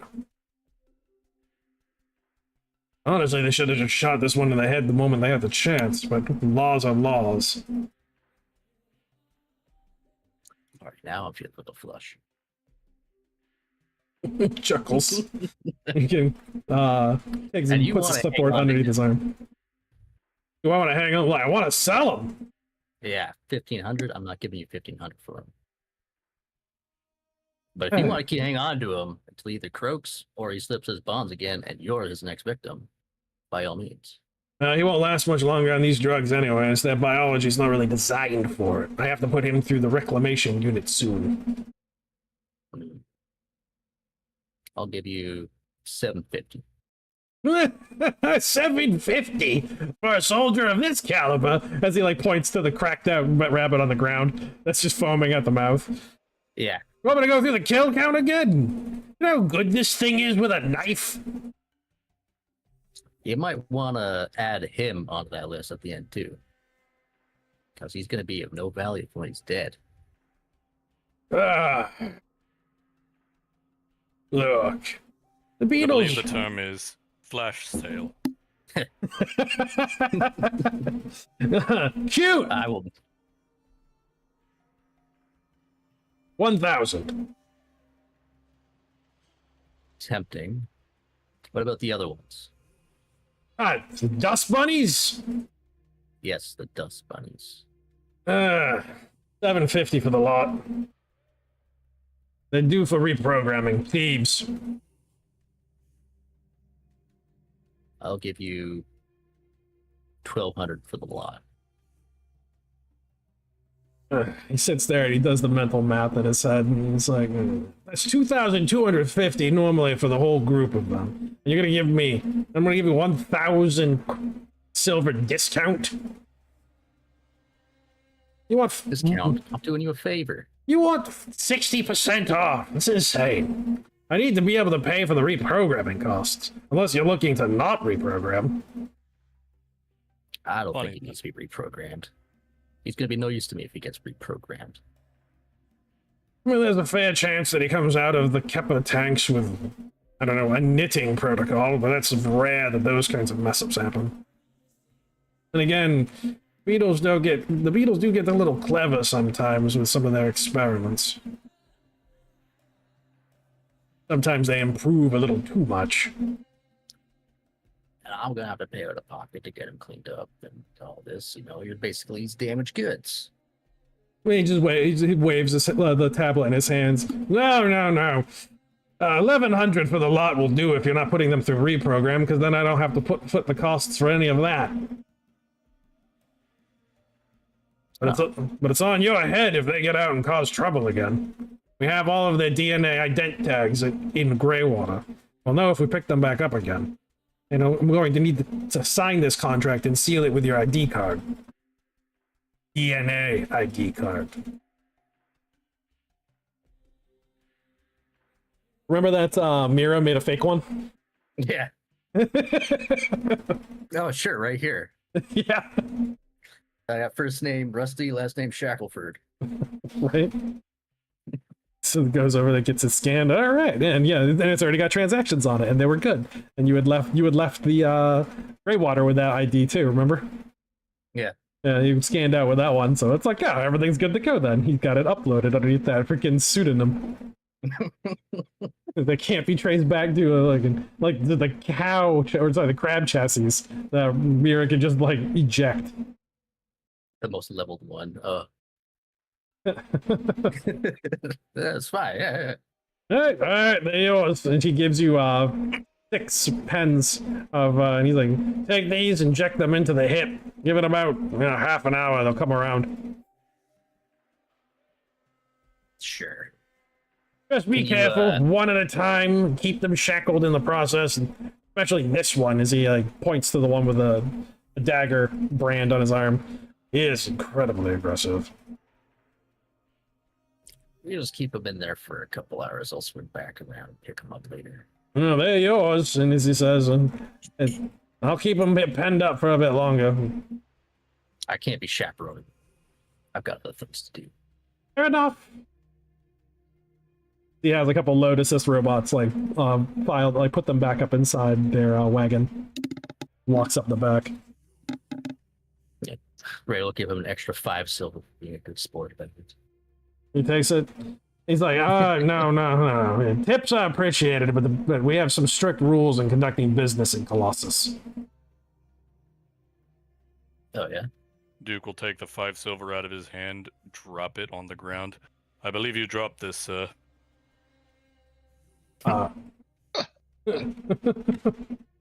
NPC troops would be fine. That's actually what I'm encouraging. That's what I thought. Yeah. Quick question. Yeah. What's up? Is anyone here selling things that I could convert to food payment for these troops? Yeah, lots of food. Okay. Yeah, Greywater wants brings to- up caravans filled with algae. Yep. Cinder wants to, make a deal with the food vendors and the beetles to get like 10 of the toughest beetles he can get his hands on. So We'll have a little tryout to see. Yeah. He's well versed in training others and assessing capacity, so he wants to really get a good feel for who the 10 toughest are. So out of the ones that are currently like going for mercenary work, and these ones going for mercenary work tend to be younger. They don't have a red stripe, but you also see amongst them a lot of stags, large horns, antlers, and quite aggressive. There's a couple of them with gold paint. So you know that like Auspicious? yeah, it's like, and if looking around, you can see one or two of them with like clothing. Almost none of the beetles are wearing clothes. There's a couple daubed with gold paint, and that's been fairly unique. You see some with yellow paint, but very few with gold. And there's a couple amongst this 10 that have gold paint. The rest of them don't have any adornments on them, and all of the ones with the gold paint are stags. Okay. Well, like I said, he's not going to make any assumptions. He's going to ask around for them, saying that he would like to hold like a little tournament, and he'll give 10 kilograms of food for the top 10 people, and anyone who participates but doesn't make the top 10, he'll give that 1 kilogram of food. So he does get some people, like there's a lot of them that are just interested in the food, and they're coming around, they're like participate, they're like, oh, I want to wrestle, and it attracts a few of them even with red paint, though once they find out it's for a mercenary position, they just kind of stick around to watch. Okay. So Argo, actually Whiskey Tango, Okay. something keeps happening to you.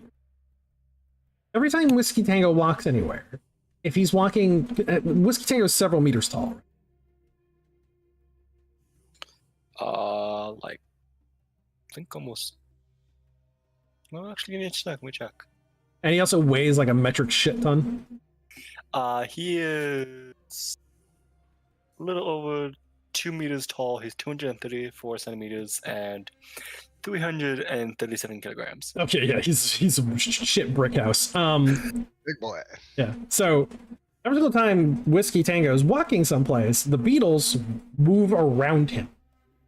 Like they give him a berth, like he's creating a wake. I don't know if Argo notices it, but none of them do that for Argo. They just like wherever Argo's walking, if a beetle's walking, the beetle just bumps into him.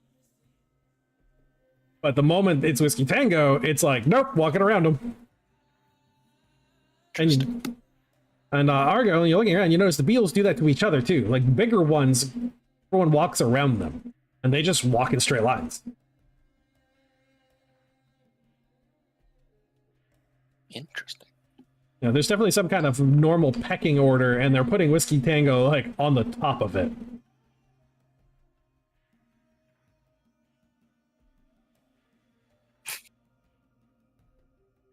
It's not till Actually, with if you put more arms on him, he probably weighs more than he did before. yeah, each of those is 50 Probably. kilograms. Ooh, I could put on like 6 arms. You god, 350 more kilograms of weight. You can't even walk on most surfaces. You just kind of start sinking through them like a tank. You're strong enough to bench yourself. Be I would skilled say enough. 4 more arms, 2 more for your sword, your saw swords, and like 2 of the grenade launcher arms that we salvaged. Yeah, that's gonna get big. Whiskey Tango does finally come across a beetle, though, that is almost 3 meters tall. He is very wide and does not move out of his way. Now, Whiskey can't easily move around this beetle. Fight! You're dealing with a bit of like the samurai on the bridge. I don't know if you ever watch Samurai Jack. You got the Scotsman, the samurai. Oh god. 3 minutes I of think I've insults. seen it. Yeah, and so this beetle, I guess we're gonna give him a kilt and a bagpipe then. It stops in front of Whiskey Tango and just stands That's not there. a beetle. That's a beetle.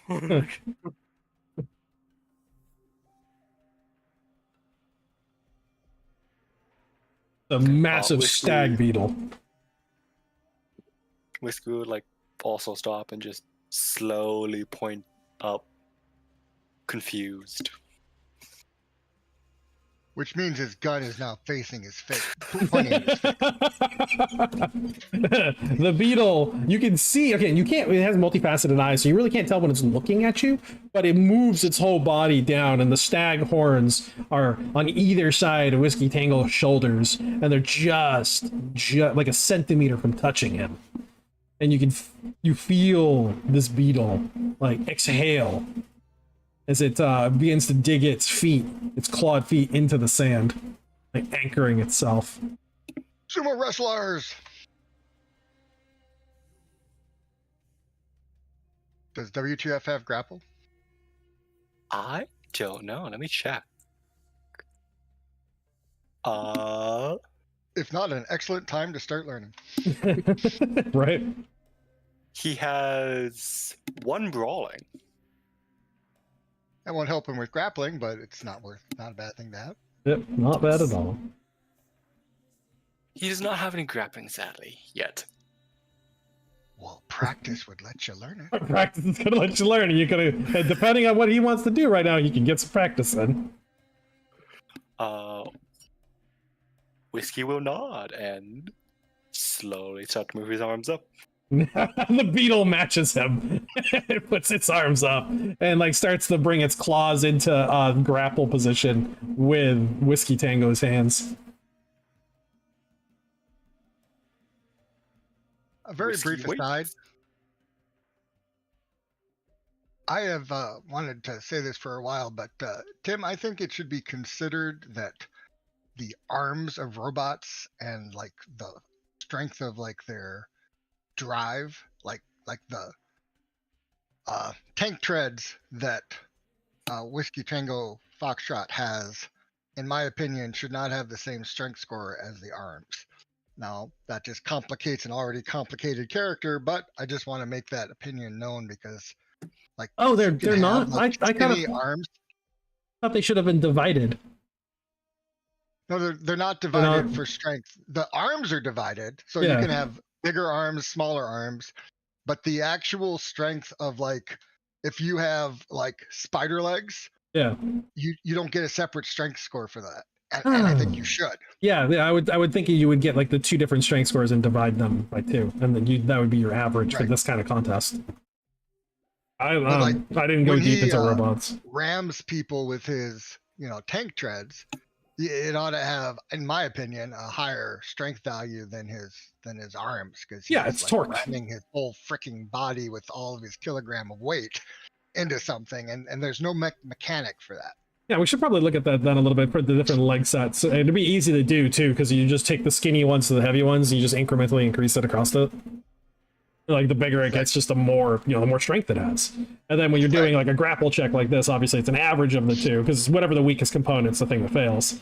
But when you're doing like a charge, like you said, you would use the leg because that's what you're using. Well, and expanded rules have like kilogram hazard checks, for like being knocked over and stuff. So something like that should be able to be incorporated into like charging rules for massive robots, especially. We can also use the falling chart for the weight that's hitting the thing. Right. Yeah, so we can use that too. It's just like you weigh this much, you're hitting it, you're transferring that much damage into your target, and then we can still use the armor as the damage reduction. Yep. Right, not to my side. Sorry to interrupt. I like that. That's an easy one to update and use as a house rule within. So, Whiskey Tango, what's your strength right now? As he sits there and he gets to grapple you, and this thing's got a strength of 125. Oh, Whiskey is fucked then. Maybe Does not. not have good strength. He has what? Whiskey does not have good strength. Well, compared to a regular person, he has good. How many arms does he have? Currently? Yeah. 2. Okay. Yeah, you haven't put on any upgraded arms yet. Fair enough. Yeah, because I thought we might have got 4 by now. His improved arms only got him up to like 71, and that's partially because of stat increases with his ranking up. Right.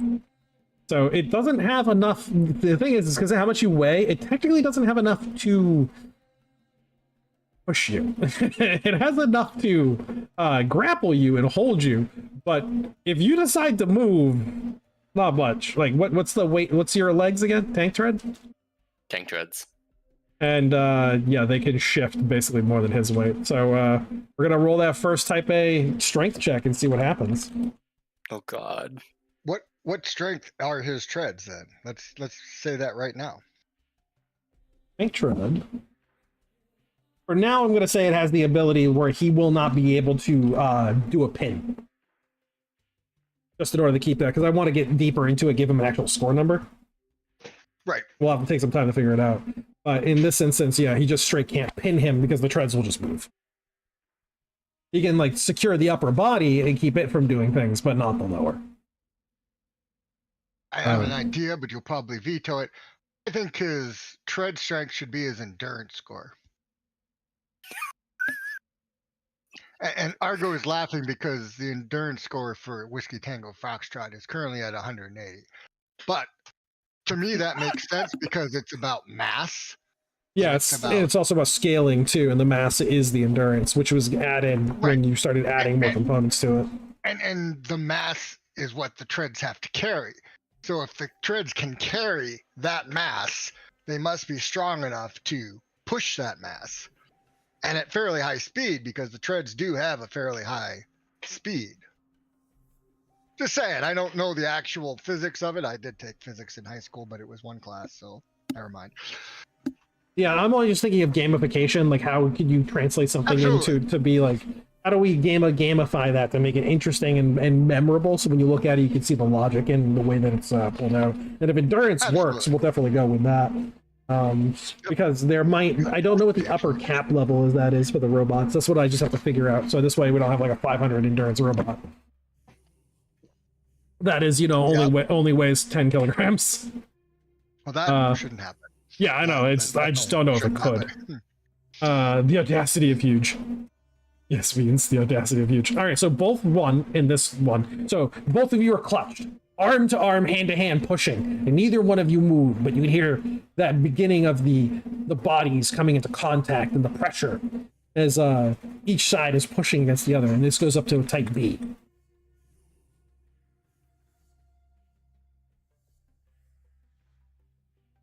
All right, both victory again. As they're holding and pressuring, you can hear the strain of metal of the carapace as the joints are grinding against each other as you can see little furrows begin to dug into the sand as the beetle anchors himself deeper into the material, finally finding that tougher, harder surface on the bottom. You start to hear his claws scratch into it. Goes up to a C. Man, I'm rolling great today. Oh, Oh, wrong one. Yep. And damn, you both are locked. You're locked in position. Neither one is moving. Neither one is giving up. Other beetles and people are stopping to watch this display of strength, as either side is just pushing against the other, causing more and more energy to be put into the scrum. Big D.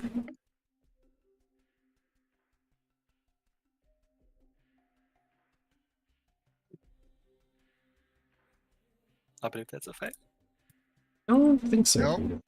It's just barely a success. It's a 77 is a D for your strength. Oh god. His servals are smoking. Yeah. So you're holding on, you're clutching, you're grabbing, but you're reaching the like limit of your actual strength, and this beetle seems to still has more to go. You want to use a different statistic. Endurance? You want to basically rely on the rigidity of your body frame to make it so he just can't move you. So you're going to give up on the strength battle and force him to try to move you. Yes. All right, roll your endurance. This is going to be a type E.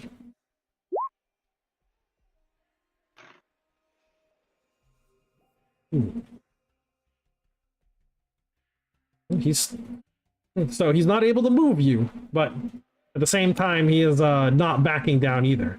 He is gaining in pressure and pushing more and more. Goes up to a type F as he continues to try to press.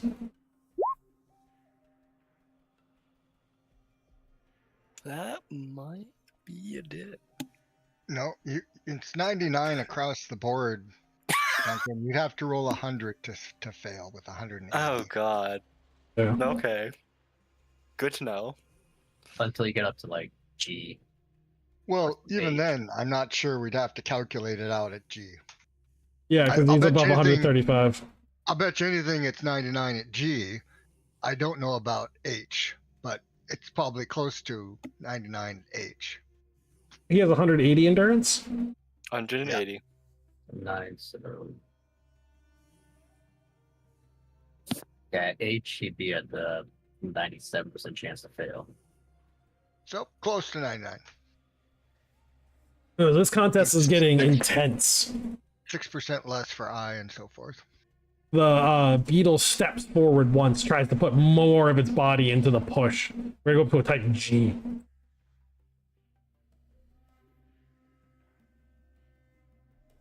Boy, both hanging in there. Ooh, both holding on. This is getting intense. Metal is straining. Servos are whirring and smoking. The beetle's chitin is cracking as it's putting all of its strength into this push.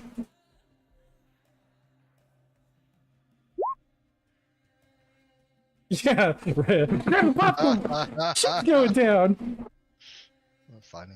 It's now trying to get its antler underneath your body to be able to lift and throw you, to topple you. It doesn't have the strength for it, but it's still gonna try. Damn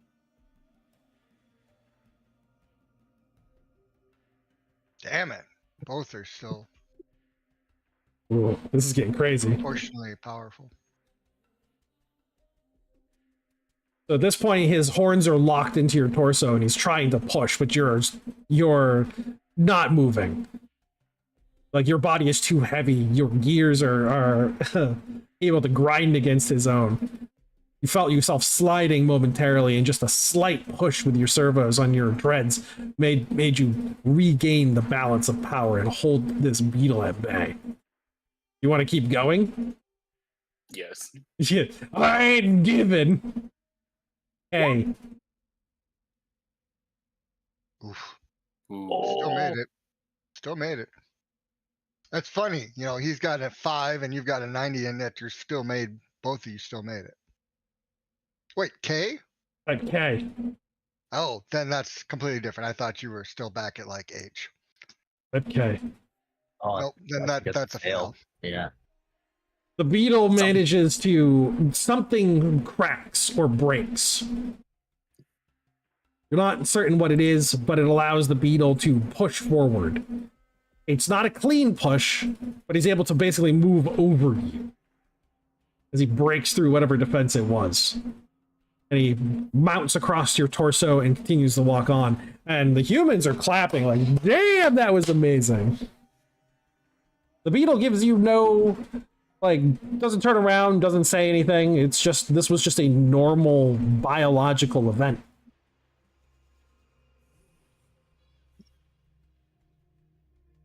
It was the bigger, stronger one, and it was able to push through your body. Or Just thought to motivate Argo and WTF to up his strength values. more arms! More arms. Big arms. Longer arms. Big arms. Yeah, upgrade them from mediums to huges or something like that. XLs. Those LCD flashing arms he has on, they're weak. Gotta juice up those hydraulics. You gotta get Maybe also his yoked. core. Or maybe even that's bigger another tracks. That's another house rule that ought to exist. There ought to be ways to upgrade stats for robots besides ranking. Oh hell yeah! We just add components to them. Right. And so when I'm looking at Argo here, Argo, Whiskey Tango, are you like turning into the gym bro? You gotta get more gains. Yes. You gotta take your Robo Protein. Yes. Roboteen. Maximum gains. Gotta Got get this that upgrade. testosterone up. Whiskey is looking at Argo with a determination in his red glaring eyes. As Argo just sighs and nods. Get iron, pump Of course iron. you want that. Insert DMX. X gonna give it to you. Ah, good one. You find some shop somewhere and you see the grinding wheel. It goes through that montage. Just getting more arms on them. Yeah. Argo chain smoking. Chain smoking with 5 pots of coffee. Not cups, pots. Push it to the limit.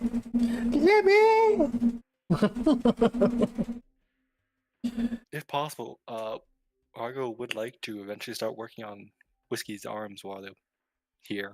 You guys have the scrap for that too. You have tons He's of gonna try to robotic make him scrap. as big and powerful as possible. So yeah, you just gotta program. Yeah, you just gotta program them. Okay. Would that be computer? Yeah. So it's a certain amount of days for programming something, or like hours, depending on how good your programming is. And we just gotta look at what kind of robotic attachment he wants to throw on there. Anybody got any suggestions? You got one that you know of that he's got to build out of this scrap? Sorry, what? He's got to get some new arms, so we got to put some arms on this boy. Yes. I mean, I don't remember what they had on the robots. I just know we had bigger robots and smaller robots we fought at Greywater. Yeah. I got the robot characters right here. 151 in the expansion. Go over there, take a look at what we got for some yoked ass arms. Did we ever salvage the actual, whatever that hell that shield thing was that you had them having? The Dilettante shield? Although you might not want that, now that I think about it, because of people throwing grenades at you and having it. Yeah, it goes off inside you. There was, yeah, that was the downside, is the impact and stuff on side of it. It basically nukes you. There was the perfect Dilettante shield that could stop almost everything, and it halved any damage that got through it. But that one was attacked. You cut that witch apart. Oh, yeah, I forgot. You can get an espresso bar put in there. You got a robot with an espresso bar, because why not? Optics. Human-like arm. Oh, yeah. You probably want that large robotic or huge robotic arm. I mean, Go huge, go huge. This is my FAP arm. I mean, the biggest it goes is to Colossal Robotic Arm, which has a strength of 60 plus 2d20. But Not all. you Again, you gotta up that somehow. so I mean, it's a multiplier, so he's gonna have two of them. Those I are rookie mean- numbers. we can also have the next biggest. So if he has two of these, you add them together. Nice. If he has- I didn't also- understand that. Yeah, because for a human, it's their total strength. For the robot, it's each limb. Got it. What about a huge robotic I've done arm that with an wrong alloy every time, clad then. printer? I bet you WTF's strength is wrong then, because I don't think we added it. I think we averaged it. You or averaged something. it. We Yeah. averaged. Yeah, because if he's attacking with his right arm and his right arm has an 80 strength, you're doing the 80 strength damage for the right, and you're doing whatever the strength is for the left arm if it's different.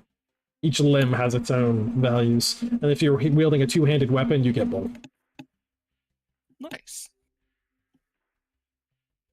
So when you're doing something like grappling, which is using both limbs, you have both of their strength values. It's a nice little multiplier there. You could basically rip someone in half.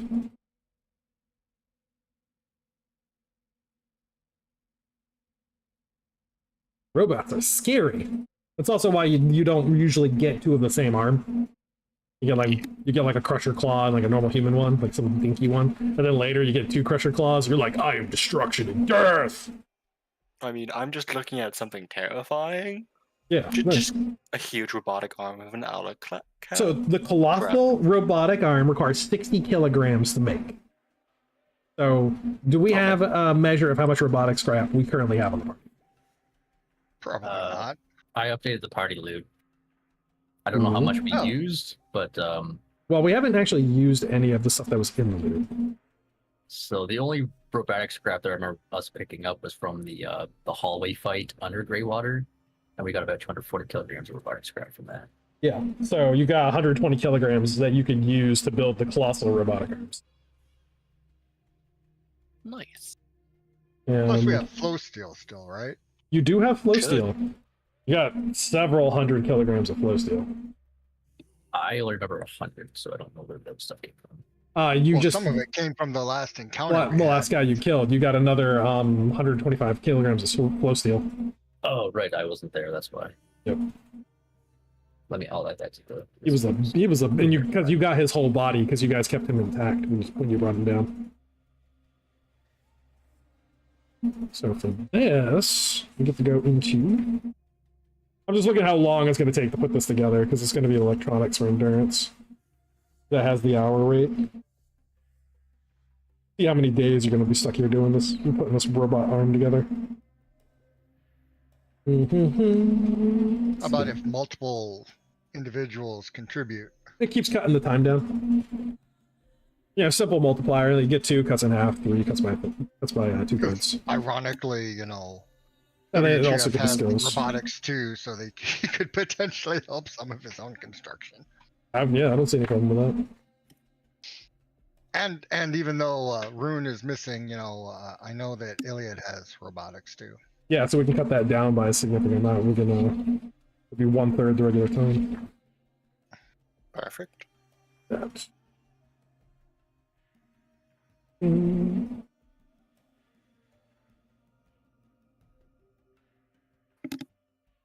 Oh, wait a minute, we have it right here for the repair hour.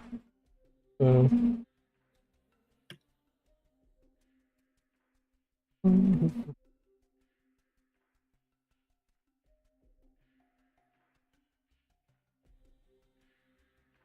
Programs, it's going to come out to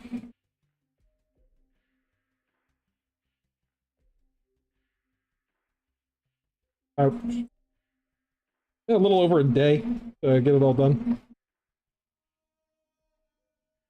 Perfect. Yeah. We each have a couple points of robotics technician. Mechanics and whatnot. It's probably going to average out to about Well, when you add you all together, it's probably gonna be somewhere around 40 endurance repaired an hour. And you're looking at something like 200 endurance points because of the kilograms. The way I do it, I usually do like a few endurance per kilogram of like what something is when I'm trying to destroy it. Yeah. Just the rest of the day building these things, putting it together for what kind of parts you have.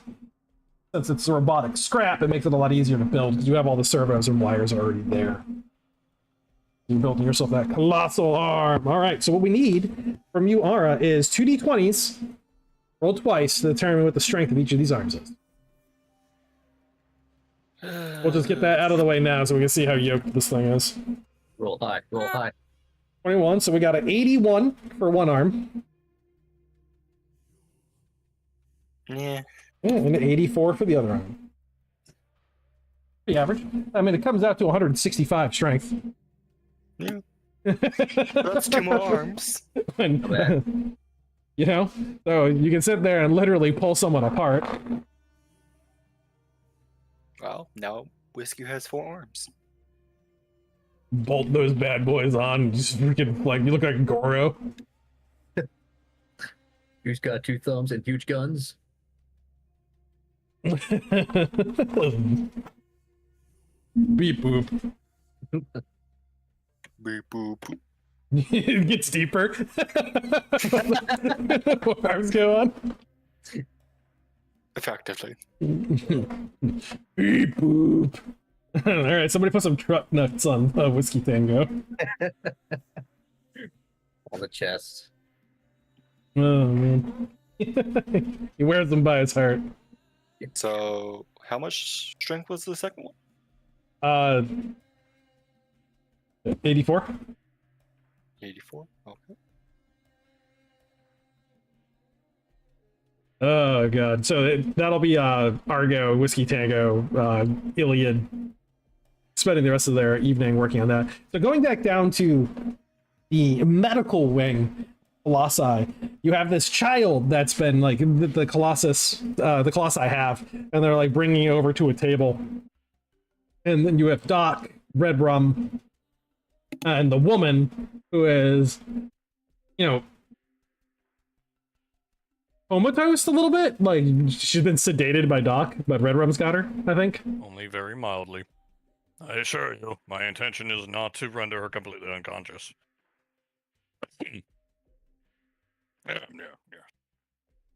So the Colossi don't really give Doc much of a mind, but they also don't stop him from anything. But they're taking the clothes off of this individual, the patient, and getting them like dressed down and examining the wound and the body itself. They've got some interesting devices. You don't really recognize any of them because they're not mechanical in nature. They're some kind of biomembrane. Like one of them comes over with this, like you almost swear it's a leech, and they attach it to the youth's arm, and it sits there and it makes like a weird sucking noise and attaches itself and like starts cooing and purring. And like one of them starts rubbing the back of this like slug creature. Did we just lose him? Yep. Okay. Oh, all right. But yeah. Yep.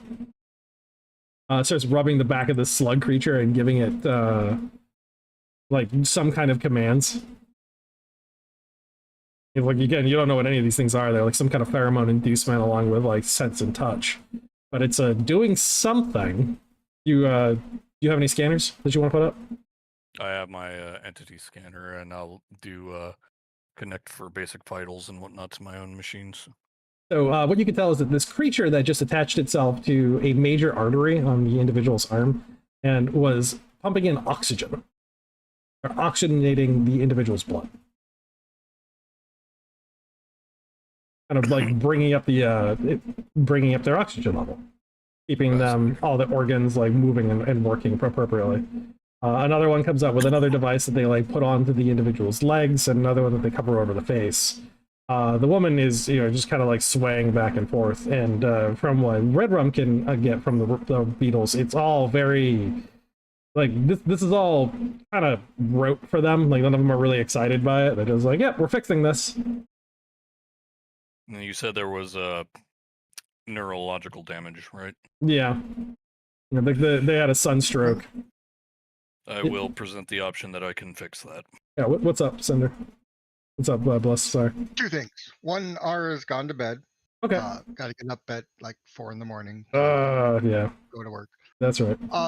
Two, Rumred is wanting to try to assess things and wondering if she can subtly use her healing touch mutation to assist without drawing too much attention. How does she want to talk to Doc about that? Because like he'll know what it is, what she's doing. She He doesn't care already about knows that. it's one. Yeah, he already knows Yeah, it's one of her she mutations. already has kind of picked up that he kind of knows that, but Well, I think yeah, it was when I took her blood sample and then I destroyed the Right. evidence per her request. right. So she's not worried about that. She just doesn't want the beetles to try to dissect her, and Yeah. she's not real worried about that. But she's from her experiences in the Crossroads region, Yeah, it's a cautious. realm of possibility. Yeah, especially with what all she's seeing here. She kind of thinks that It's a flashbacks. people that are this intense into the biotech might do something like that. Where did Mira go in all of this? Did she just kind of like wander off in a direction? Because she kind of looks like one of these like a small beetle. Or crab I form. figure at this point, like Mira's been AFK. She's been working on the AI core. She's been Just gonna say, programming it. literally, she has a little optical display above her robot chassis, just says AFK. BRB. BRB. Little emojis. Yeah, little bees have bunny ears on them. Stupid. Those all would work. So she approaches the bedside where they've got some kind of like again jelly that they're now putting on the exterior of this youth's body. They've got something attached to his nose and his ear. There is like a fluid transfer going into his body. From what you can see, his Doc, this is all nutrients. It's all very kind of what you would do, just done weirdly. No, I mean it makes sense. Remember, he is also a biotech. Yeah, Fascinating. you can see like the only thing that they did that you wouldn't have done is they've suppressed the individual's immune system. Allow it to take, since it clearly is foreign material. Yeah, it's like one of the first things they did is that you saw when the little creature there latched onto this kid's upper arm, it had injected it with something that began suppressing the immune response, stopping it from attacking the things that they're attaching to its body and putting through it. From what they're working on, is there any chance that they're planning on doing anything about the potential Neurological damage? mental stunting? It looks like what they're doing right now is just trying to get the body's automatic functions up and working properly again. It's like, treat all of the things that are going to lead to death first. Doc will actually approach one while they're working and inquire about that. After you get the body more or less stable, do you intend to do anything for the damaged neurological responses? One of the beetles is like, click, click, click. And it turns and looks at you. This one's painted in vertical stripes of white and blue. This is the first time you've actually been able to clearly see that one of the beetles is older. The shell is a little bit grayer. It's slightly opaque in spots, like it hasn't shed in a while. It's also a little bit bigger than the other beetles. I see you are the chief of medicine here. Excellent. I am the first engineer. I suppose that might be the term you used for this, then. This one's upper neurological, whereas frontal lobe and higher cerebellum has been damaged by heat stroke. If you could provide me with a slightly sterile lab, I can easily perform surgery. It looks back to you. Not necessary. The mind is gone. Says you. No, says biology. I laugh in the face of your biology. It's like it makes some kind of like a human noise, like a snort. Like, The brain tissue has been damaged beyond the point of typical repair. This individual is gone. We will restore them to life, but we cannot restore those memories which are permanently erased. Mira, Produces like 3 brains. I have plenty of gray matter to work with. No, this is not our intent. I understand what your intent is, but neurological pathways can be reconnected. Memories do not simply cease to be. Merely the roads between them are broken. It like shakes its whole body side to side, and it brings you over. Like, come, learn. Says,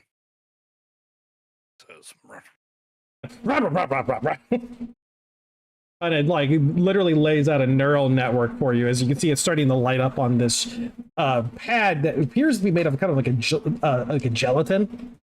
And you see that it's rapidly cellular dividing. They are regrowing this individual's neural pathway rolled out on a sheet. And he like points to certain areas. Damage here, here, and here. Respiratory functions have almost begun to fail. Automatic systems failing. Upper cerebellum, logic centers, language, dictation and understanding. Gone.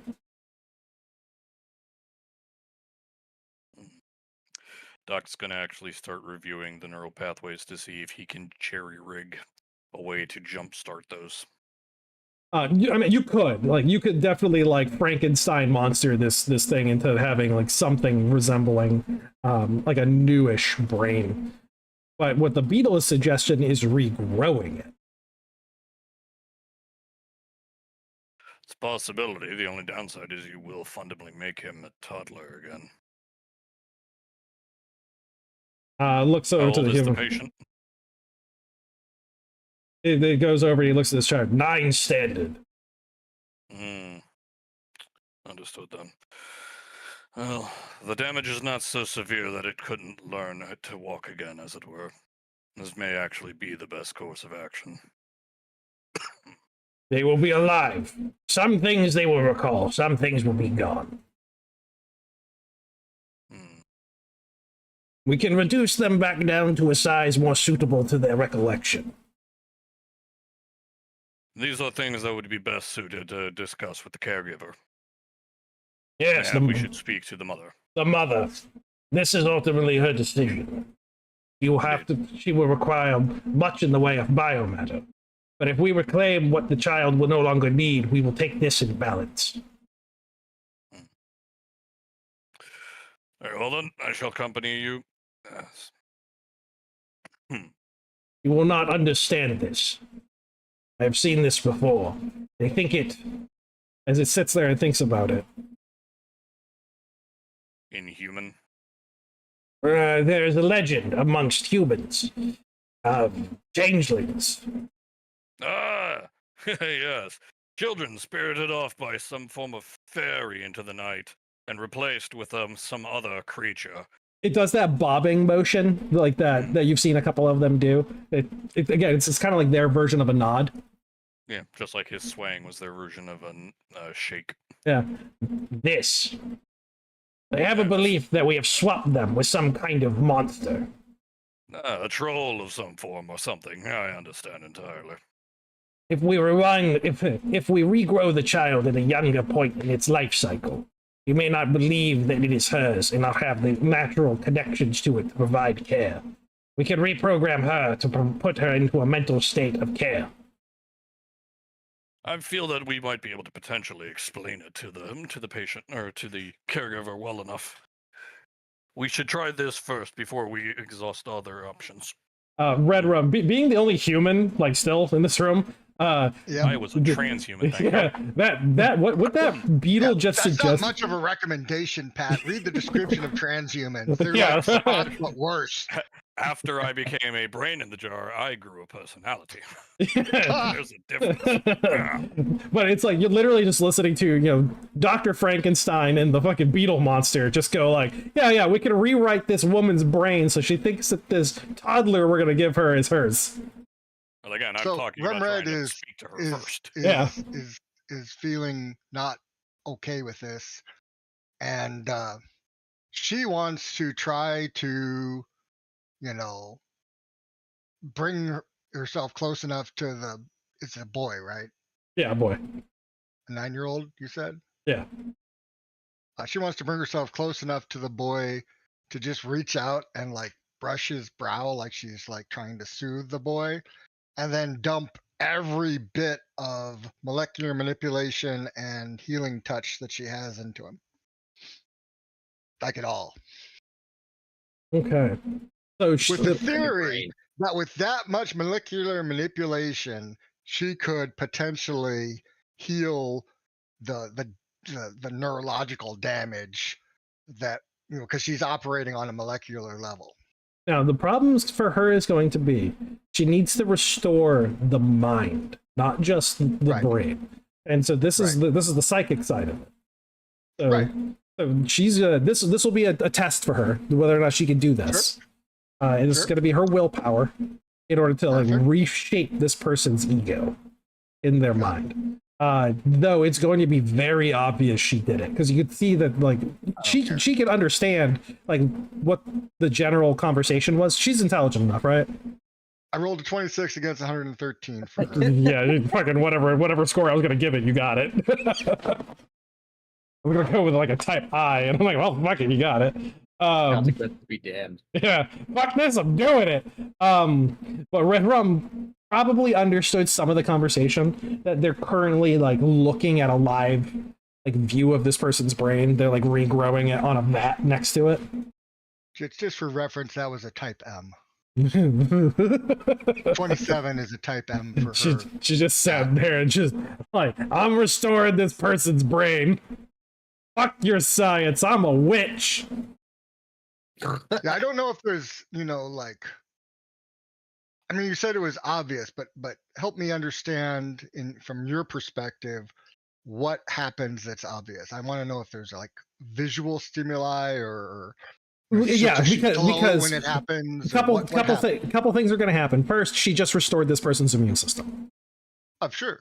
which means all of the things that the Beatles had put on are now getting rejected, Right. and the individual is going into anaphylaxis, which only happens instantly, and all this stuff disconnects because they're just basically all the little goo things they put on this thing. They're like, oh shit, the immune response. Get out! We're gonna kill the patient on accident. The neural network that they had been growing is going to grow healed. But there is a slight problem. And the problem is that they were regrowing its brain outside of it. So you just created 2 of this person. And so that's the only thing that made it obvious is that you healed it, but you healed it twice. It was connected to that other thing. That thing that we're growing was this child's body. And we're starting with the brain. 2 clones now, or how does this? It's essentially Congratulations, it's twins. Yeah, it's basically a neural mapping that's stretched out. It's suspended inside think of it like a Jello cube. So it's like a locked-in brain in a jar. Okay. And literally, when all these different things like pulling off the body, and the doctors are like, "What?" And like, "What's happening?" And they're like quickly scrambling over because the patient was suddenly in jeopardy for a second. Right. And it's like now they're freaking out because the person was going in, their immune response flared up, their MCAS cells were firing, their body was trying to reject all of the implants, and they temporarily started freaking out until they realized that the boy was stable. By the way, Rum Red has no performer skill, but is gonna try to do it unskilled and like act startled and scared and back away and put her fingers up to her mouth like, oh no. Like they're not. I have no They idea don't what know. just Yeah, happened. they don't know she did it. For all they know, because they hadn't fully scanned the kid. He might have had a latent mutation. Right. That That's regenerated what she's him. gonna go with. I mean, I'm sure Doc knows what happened, but I'm playing to the Beetle audience right now to act like, oh, I don't know what happened. I was just standing nearby. So the Beatles themselves are now very agitated as they're standing around this cube of biomass, and they're talking fast to one another, and they're looking at it as it's connected, from a few tubes still to the the child, through the arm, and they turn to look at Doc. We have a problem. I'm all ears. Well, I would have been. It looks at it. The child had a latent mutation. We are not certain of what it was. It seems to be inactive at this point and not expressing itself in its genes. Rapid regeneration. Not a mutant. It's a mutant. They are a mutant. But you don't see any of the trade markers that would the typical markers you would see for regeneration. Yeah, turning him over. His one floating eye tilts slightly up towards Rum Red, knowing full well what most likely happened. Fascinating. I've heard of this happening once before. I've actually scanned the child just now, and it would seem that mutation was a one-shot deal. It seems it burned through the entire cellular structure for it. Imagine it like a, how best to describe it? I guess it would be the equivalent of receiving an electrical shock to revive, but not being able to receive a second. Pseudo-symbiote. Indeed. They look over at the vat again. Now, this is not the problem. This is the problem. As it points to the vat. Brain. It is a completely formed neural path network that is completely conscious and suspended animation. Effectively in two places at one time. We cannot destroy this. It is a living being. Understood. Rumred speaks up. Could you give it a body with your magic science stuff? Housing for a brain is not entirely difficult to make. The glugging water inside of his Says jug. the vat brain. Yeah, exactly. It's relatively easy. He'll look over towards the beetles. I do have a question for you, however. Do you know of anyone grieving who may wish for a potentially brain-addled member of their family and would be willing to consent to something of this nature? A transplant? A possibility. Otherwise, this brain is effectively going to be useless. Perfectly formed mind, and we can't exactly keep it as spare for this child. I doubt the mother would like another potential mouth to feed that is quite literally a more or less clone. The beetle sits there and they consider this amongst each other. Yeah. We must find out from the caregiver. Of course. I'm merely spouting out hypotheticals that we could go with. But yes, all solutions are solutions. Indeed. Come then, let us go, Rouser. Click, click, click, click, click, He'll click. click slower behind them and come up to Ron Red. A little dramatic and excessive, but thank you. She raises her eyebrow at him and whatever works. Indeed. Commendable. Here. I'll produce like 2 vials of like basically just clear saline with like a attachable like needle point. Here you are. We can claim it as pseudoscience in the future. Sure. She'll pocket him. So this way, if she needs to ever do that again and wants to hide it, Right. you can quote unquote give them a shot of saline. So one of the beetles comes up to them. This woman has been sedated. It's like Yes. it's holding her hand, like examining it. One of his little spindle spider legs will come out and jab her in the wrist, and then goat retract. There we are. That's the rousing agent. She should be awake within the next. Turns and looks at you. He starts counting. Yeah. 3, 2, 1, and awake. She's groggy and starts coming out of it. The beetle's looking at her. Fuck it. This says, and she coming up out of being what is it called? Anesthesia, essentially. She vomits, like some people do, and she has that reaction. And thankfully, they had brought over a waste receptacle for her to vomit into, which one of the beetles like whisks away to a reclamation unit. And another one comes Easy now. forward with a pouch. Easy. Yeah, drink. Mhm. My child, my boy. Where's One Nathan? moment. What have you done with Nathan?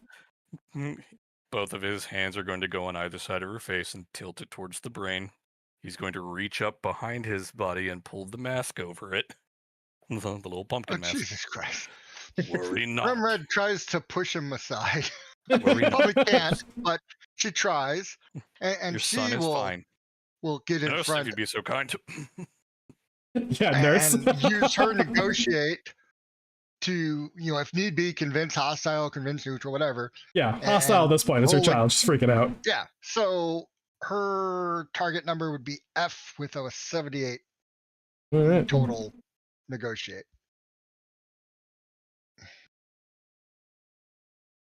I'm just going to roll a D100. Yeah, D100. See what we get. Woo! Probably still Still, all right. still got it. I don't know. I'll have to look it up. Negotiate.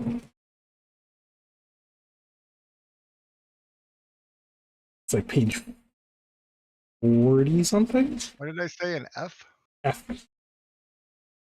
F for that would be Yeah. 63. Just shy, huh? Yep. No. Damn. All right. She essentially begins to flip out.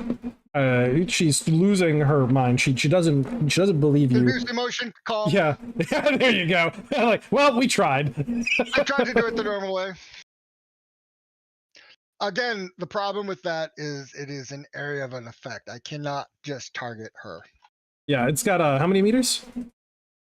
It's huge. It's like my willpower in meters or some shit like that. Okay, so the beetles are going to have a pretty high chance to deflect against it, and the brain in the jar is pretty much immune from it. Indeed.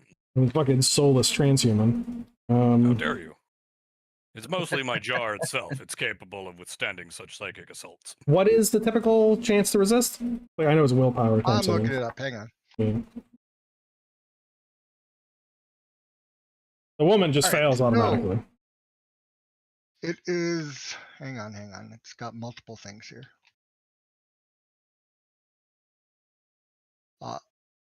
Okay, so it's not based on willpower. It's 10 meters radius per rank, so that's 120 meter radius. No, yeah, 120. Okay, so the operating facility in the Kepit chamber. Or Kepler chamber. All those within the zone must make an intelligence-based hazard check, only type B, or be succumb to the emotion being implanted. So the bugs will get So a it's type pretty easy A. to resist. Yeah, they'll have a type A. And they resist it. She fails automatically though. Yeah, that's all that she really wanted to affect. It's just Yeah. Mira. Oh, Mira's here? No, I'm not fucking around. Whoa, did you see that kid? Brains? That shit was weird. Holy shit, man! Do you want me to make the check? Yeah. No, for the brain jar? His, No. okay. As far as his jar, he does have an 80% reduction in to mental attacks, sonic, and electrical damage. I mean, it's not a negative thing. It's just calming. It's done. You can allow it to go through. You're like, oh no, I could use a little bit of calm right now. Nah, that's quite all right. Give me some personality, fucking Mira. The beetles again. A couple of them are like looking at Redrum now, and okay. she can feel the pressure of their minds on her now. Okay. She's got 113 willpower. I think she can handle some pressure. Oh yeah, again, nothing's trying to peer in there. They don't seem to have that capability. But there's definitely like she knows when a bunch of people are paying attention to her. She's and it's like when so many of them, again, she says she's still kind of learning like what their emotions are, like how their empathy works with them. It's the idea is like, oh, okay, so that's what attention is. That's what that feels like. Does Rumred have any showing of sweat or anything right now? Perspiration. What do you think, Tim? That's up to you. Because her willpower is so high, she could probably control her I'd say responses no, to the then. thing. If it's not I mean, she put forth a lot of effort on the healing, a lot more effort than she did on this emotion Yeah, I just mean, inducement. does she have any perspiration on her at all right now? Probably not. Yeah, Not in here. Well, what's the the temperature environment's in this cool. place? It's cool. Body Yeah. temperature 30, So 30 Celsius. she's loving this. I mean, she was sweating outside. She still hasn't acclimated to the high desert. Hmm. I mean, she's been here how long, Tim? A few months. Yeah, and she still hasn't completely acclimated. I mean, she's much better than she was when you guys got into copper dust. She was like dying on her feet when you guys got into copper dust. But Now she's actually got like Doc a takes her thermal free suit. hand, turns it so the palm is up, scrapes along it, not actually scraping, but like rubs his hand across it as if he were pulling something off. Slides a bit of moisture onto it without being seen. Like, interesting. Looks to the beetles. A type of mutation that releases a calming effect in the sweat glands. Fascinating. I've never seen this before. The beetles kind of just like look towards you and then look back to her, and the doctor one, she is calm now. Explain to her the process that we have put forth. She has the potential for 2 children. I will give that information to Rum, as she would be the most logical choice to help deliver this information. so He uses now that the normal she is vernacular, calm, but reduces it as necessary if Rum doesn't understand a certain aspect. Like, not trying to say like I'm dumbing it down, but he doesn't want to like that's throw fine. trigonometry if like algebra will do. You know. Yeah, Rem is no genius. She's got a lower intelligence score. Oh no, it's mostly so that she can convey to this woman as well. I'm Yeah, using yeah. you as an Rem's intelligence intermediary is sense. 22. Yeah. She's got Basically- great willpower and appearance, but not great anything else practically. Yeah, Well, I guess great she's people got pretty good perception. I didn't realize her perception was that good. Great people skills, which is what Doc is trying to use out of you right now. Right. So now that she's calm, Mhm. what do I count her as for my negotiate? Neutral. Okay. Looking that up. So what are you trying to convince her of? To like, hey, do you like take I'm 2 not trying kids? to convince her. I'm trying to keep her calm and ask that question and not have her freak out Gotcha. that she has the potential now of having a twin child due to a magical event. She's not going to try to describe the science. You know, she's going to try to use what she knows of typical belief systems of the average wastelander and say, okay, what would they think this might be? And if she thinks that magic is the best explanation, that's what she's going to go with. Or if she wants to just say generic science, some strange beetle science has made this possible. Does that work? Yeah, convincing Right, so her. that's it. Basically, you're convincing her it's not negative. What happened? It's a Right, bless. It's a that's the blessing of idea. something. It's positive. Yes, that's the idea. So rolling against the D100 again. Look, you got 2 sons now. One's a Oh. spare. Wow, there we go. Again, that's a we really have the good option. result. That's a- That's probably a really high result. That's pretty Let good. me see what that is. Yeah, 12. So with that, you're able to keep her calm, convince her that this is a positive result, and that all she has to do is provide 30 kilograms of biomass in debt. Sure. If I may, however, this is not something that you have to accept, ma'am. Your son, like your actual son, is in perfect condition. He's stable, has regained all neurological damage. There is no problem at all. The only thing that has transpired is that there is now a duplicate brain. So we have effectively created 2. The question is, would you like us to make a body for the brain and for the additional brain of your son? Would you effectively like to have twins?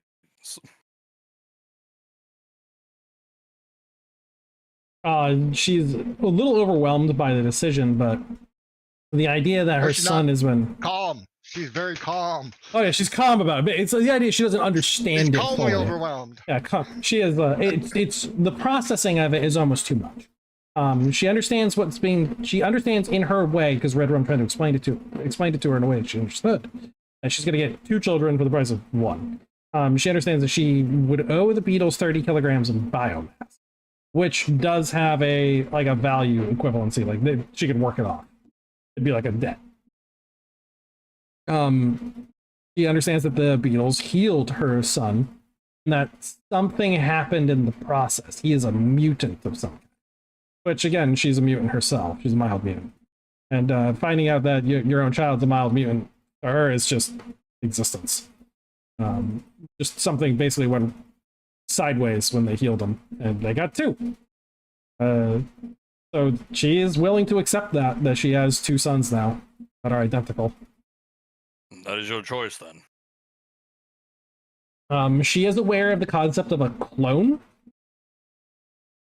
So she is not she's not primitive, but she doesn't know if is the clone going to be like strange in some way. Doesn't know that. And the beetles are like doing the body shake, like, nope, it's gotta be an identical copy. It'll be an identical copy for now. As he slowly starts to walk over, is it possible to bring, well, he'll try to make like a projection of the brain itself. Now then, to draw out the picture of it. Now, effectively, their brains are identical in terms of neural pathways, or memories. So up to this point, they would share the exact same memories. But from here out, each of them would have different experiences in life and grow into two separate people, effectively. Effectively, you would have the equivalent of legitimate twins. And, she says the normal, like, oh god, Nathan was such a good boy, a quiet boy, so helpful to his mother. From what I've discovered, he's been quite quiet and very helpful. The beetles are like, all right, well, we'll put him inside the Kepler tank and we'll grow him.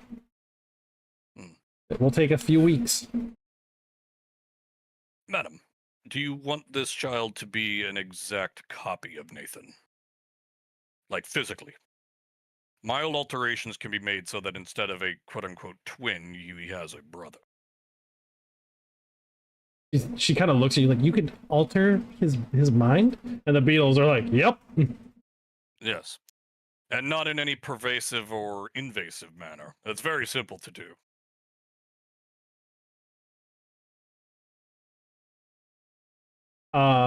Red Rum, you know from the education that you got when you were working in Greywater, what they're suggesting, even if it is like on a genetic level and they're restructured, like, it's still false memories. Like, if the kid had any kind of psychic ability or talent and awakened, that could backfire bad.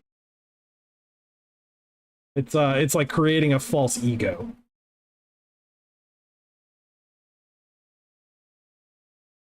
Well, Doc's original intention was to ask if she wanted him to physically be different. And the woman's like, no, if he's gonna have his memories held, she wants him to remember who he was. Doesn't want him to look into a mirror and not recognize the person on the opposite side of it. Very well then. Okay, so they basically load the brain. They set up a Kepler tank in order to start growing a new Nathan.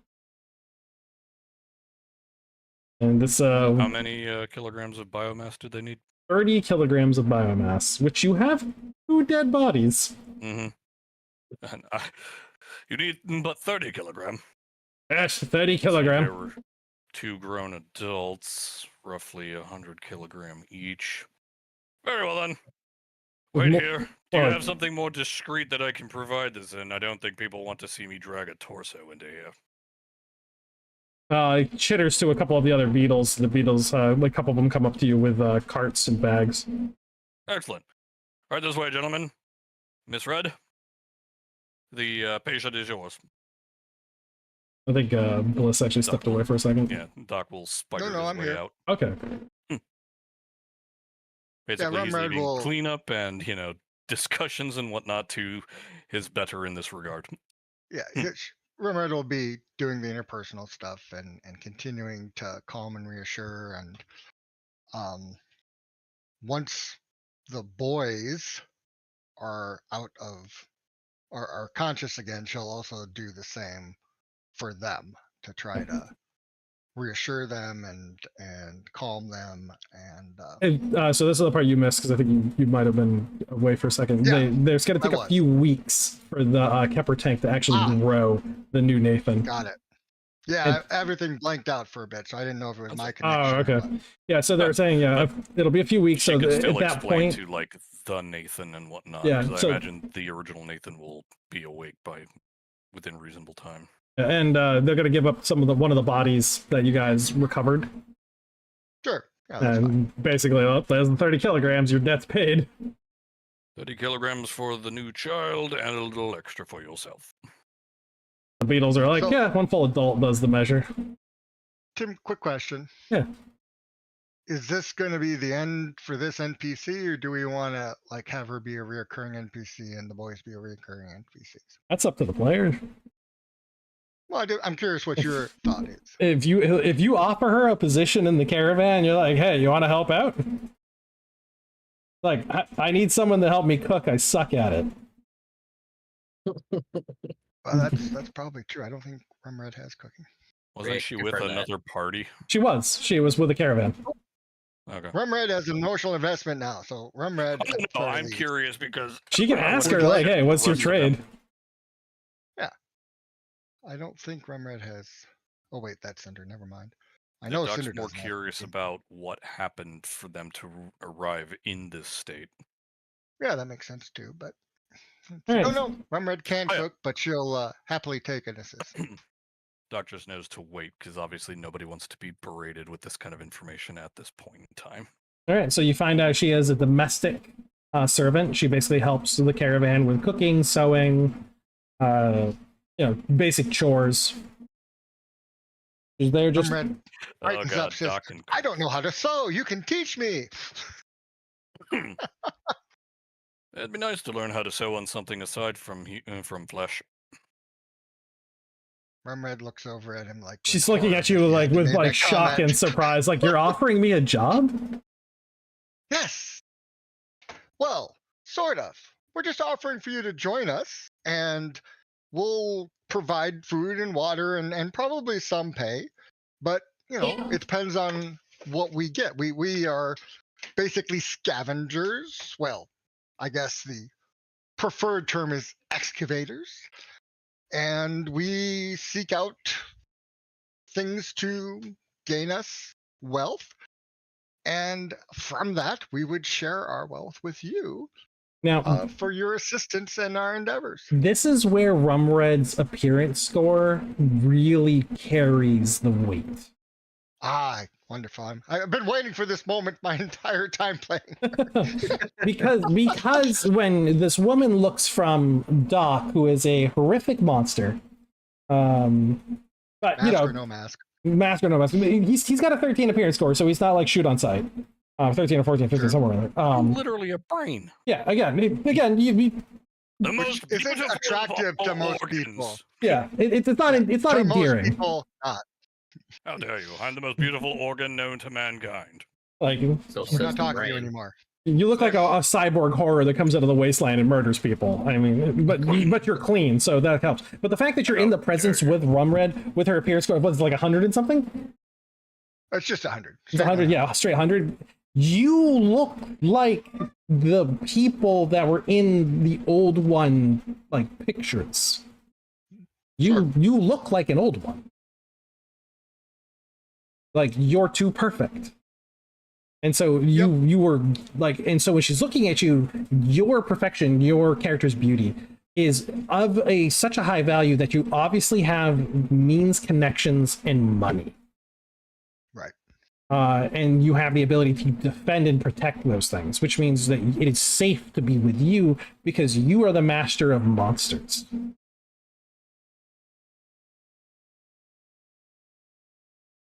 Yeah, I think that's a misinterpretation, but I'm going to go with it. We're about to go into the feeding grounds. I don't think she should have that much faith in us, but that's all right.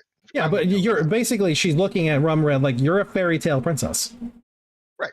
Like in So she all, is. yeah, because all those stories, that's what she looks like. She's the fairy tale princess. And it's just she has an impossible beauty. And so for people that were a little bit better educated, they would look at Rumred and think she's a Lunari. Sure. One of the constructed into like a transhuman. But she doesn't act like a transhuman. She acts like a human. Or they might think of her as something even less prestigious, like a bioreplica pleasure model or something like that. No, because you're too perfect. Really? Yeah, again, because the bioreplicants are mass produced, so they're made to appease to a particular flavor or taste. You're a custom order. Yeah, there is literally only one of you. And that's the uniqueness of the beauty. bioreplica pleasure model can go up to 150 in appearance. Yeah, they can get there, but it's just one of those. It's a natural beauty. It's the difference between something that is sculpted versus something that is grown and formed. Like you can and comfort clone can go to 160. Yeah, max. So. It's the idea that perfection is imperfect, and a bioreplica is perfect. Yeah, too perfect. Yeah, so you can always see that. Right. And so when people again look at Rumred, they would probably still desire her over a bioreplicant because you can grow a bioreplicant. You can't grow what Rumred is. Right. So the appearance score again might be higher, and so somebody can lust after the other thing, but possibly not actually want to desire it. And that's again where that difference kind of comes into play. And that's how that woman looks at it too. That here's a person who is probably a master of monsters. And it is a princess. And so she agrees to this contract of employment with no caveat about like money or anything like that. She's like, oh, obviously I'll be well taken care of, and my sons will be as well. And I have 2 sons now, which makes me doubly valuable. Yep. And again, it's from the player perspective. My idea is that Rumred, having poured so much of herself into this boy,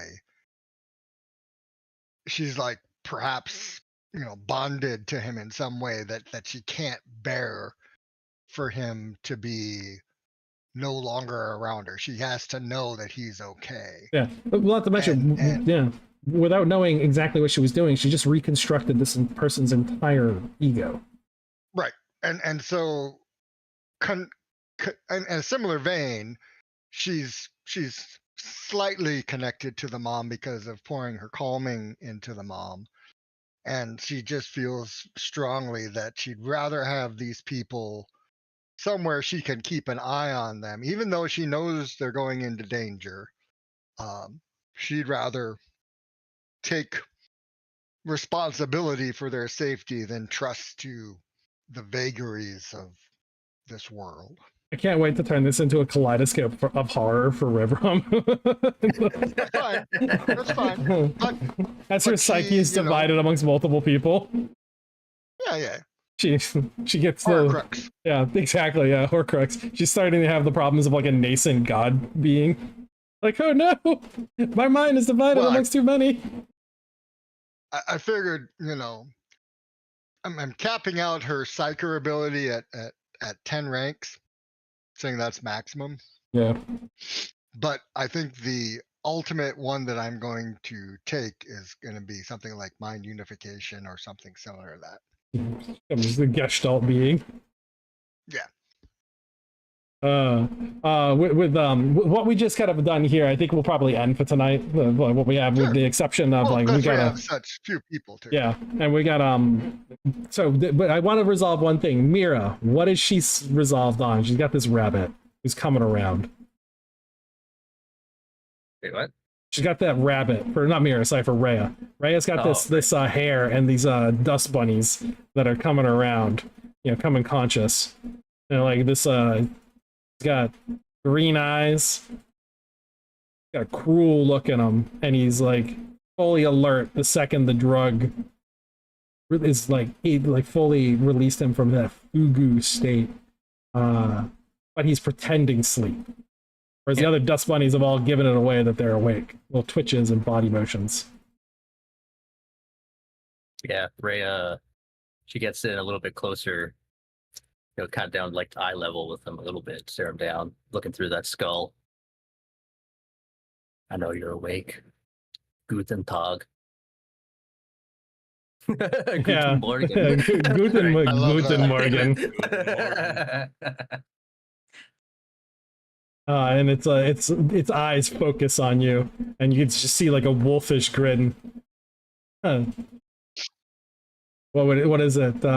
Guten Morgen, Fräulein. And yeah, we'll end there. Mutant Epoch. We didn't have any disconnects.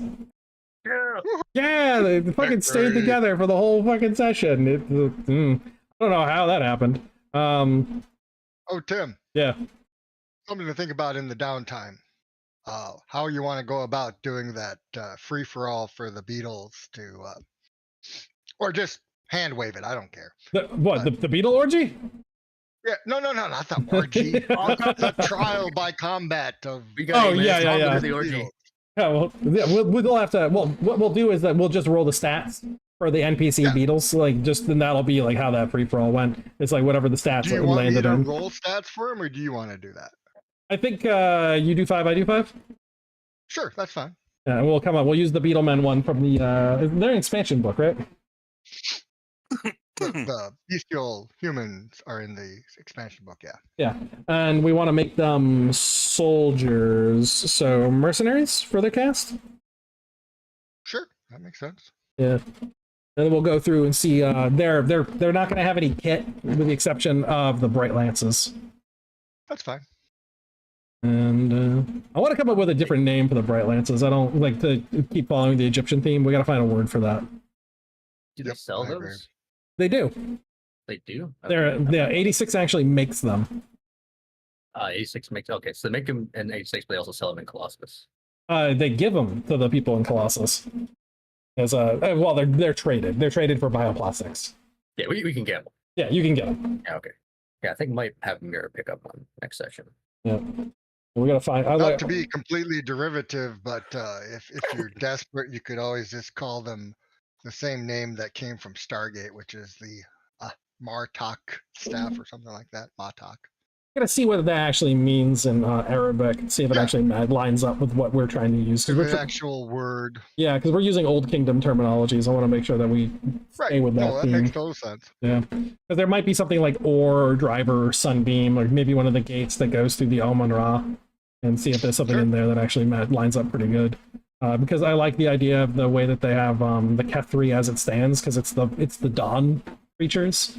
And then we have that laser that they use with the dawn with the sun, and so like maybe there's something to do with that with the Archimedes ray that we can kind of pull in. Maybe a Middle Kingdom Greek word to kind of show it's because again 86 makes it, so maybe it was like something that they brought over.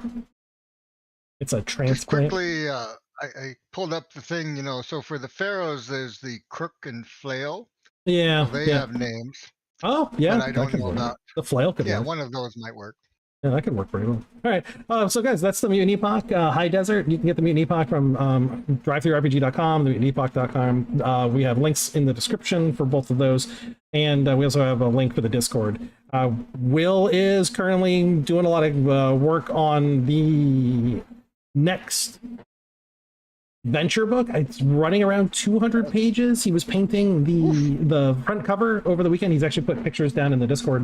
We're working on trying to get the newsletter back up and running again, with like community input, articles, and just really the ultimate goal is just to expand the audience to as many people as possible. Maybe not even necessarily people who are interested in just Mutant Epoch, but just post-apocalyptic fiction, or as my term that I use is dirt science fiction, like just science fiction where nothing's new, and trying to rope more people into that community because it's kind of like broken up in so many different areas, and I would love to bring it closer together underneath Outland Arts. So we're going to try to reach out to more. We've got another drink and drive. I'm hoping for the end of this month. We'll see how that goes. If we did... Drink and drive. Drink and drive. Drink and draw. We got another drink and draw. Oh my God. Drink, drive, and draw at the same time. Drink, drive, and draw. The typical goal would usually either be like the 26th or the 19th. I don't know either one of those dates are going to work this month. We'll hopefully get a response soon on that. Stay tuned for more news. Yeah, stay tuned for more news. Come over to Discord, check it out.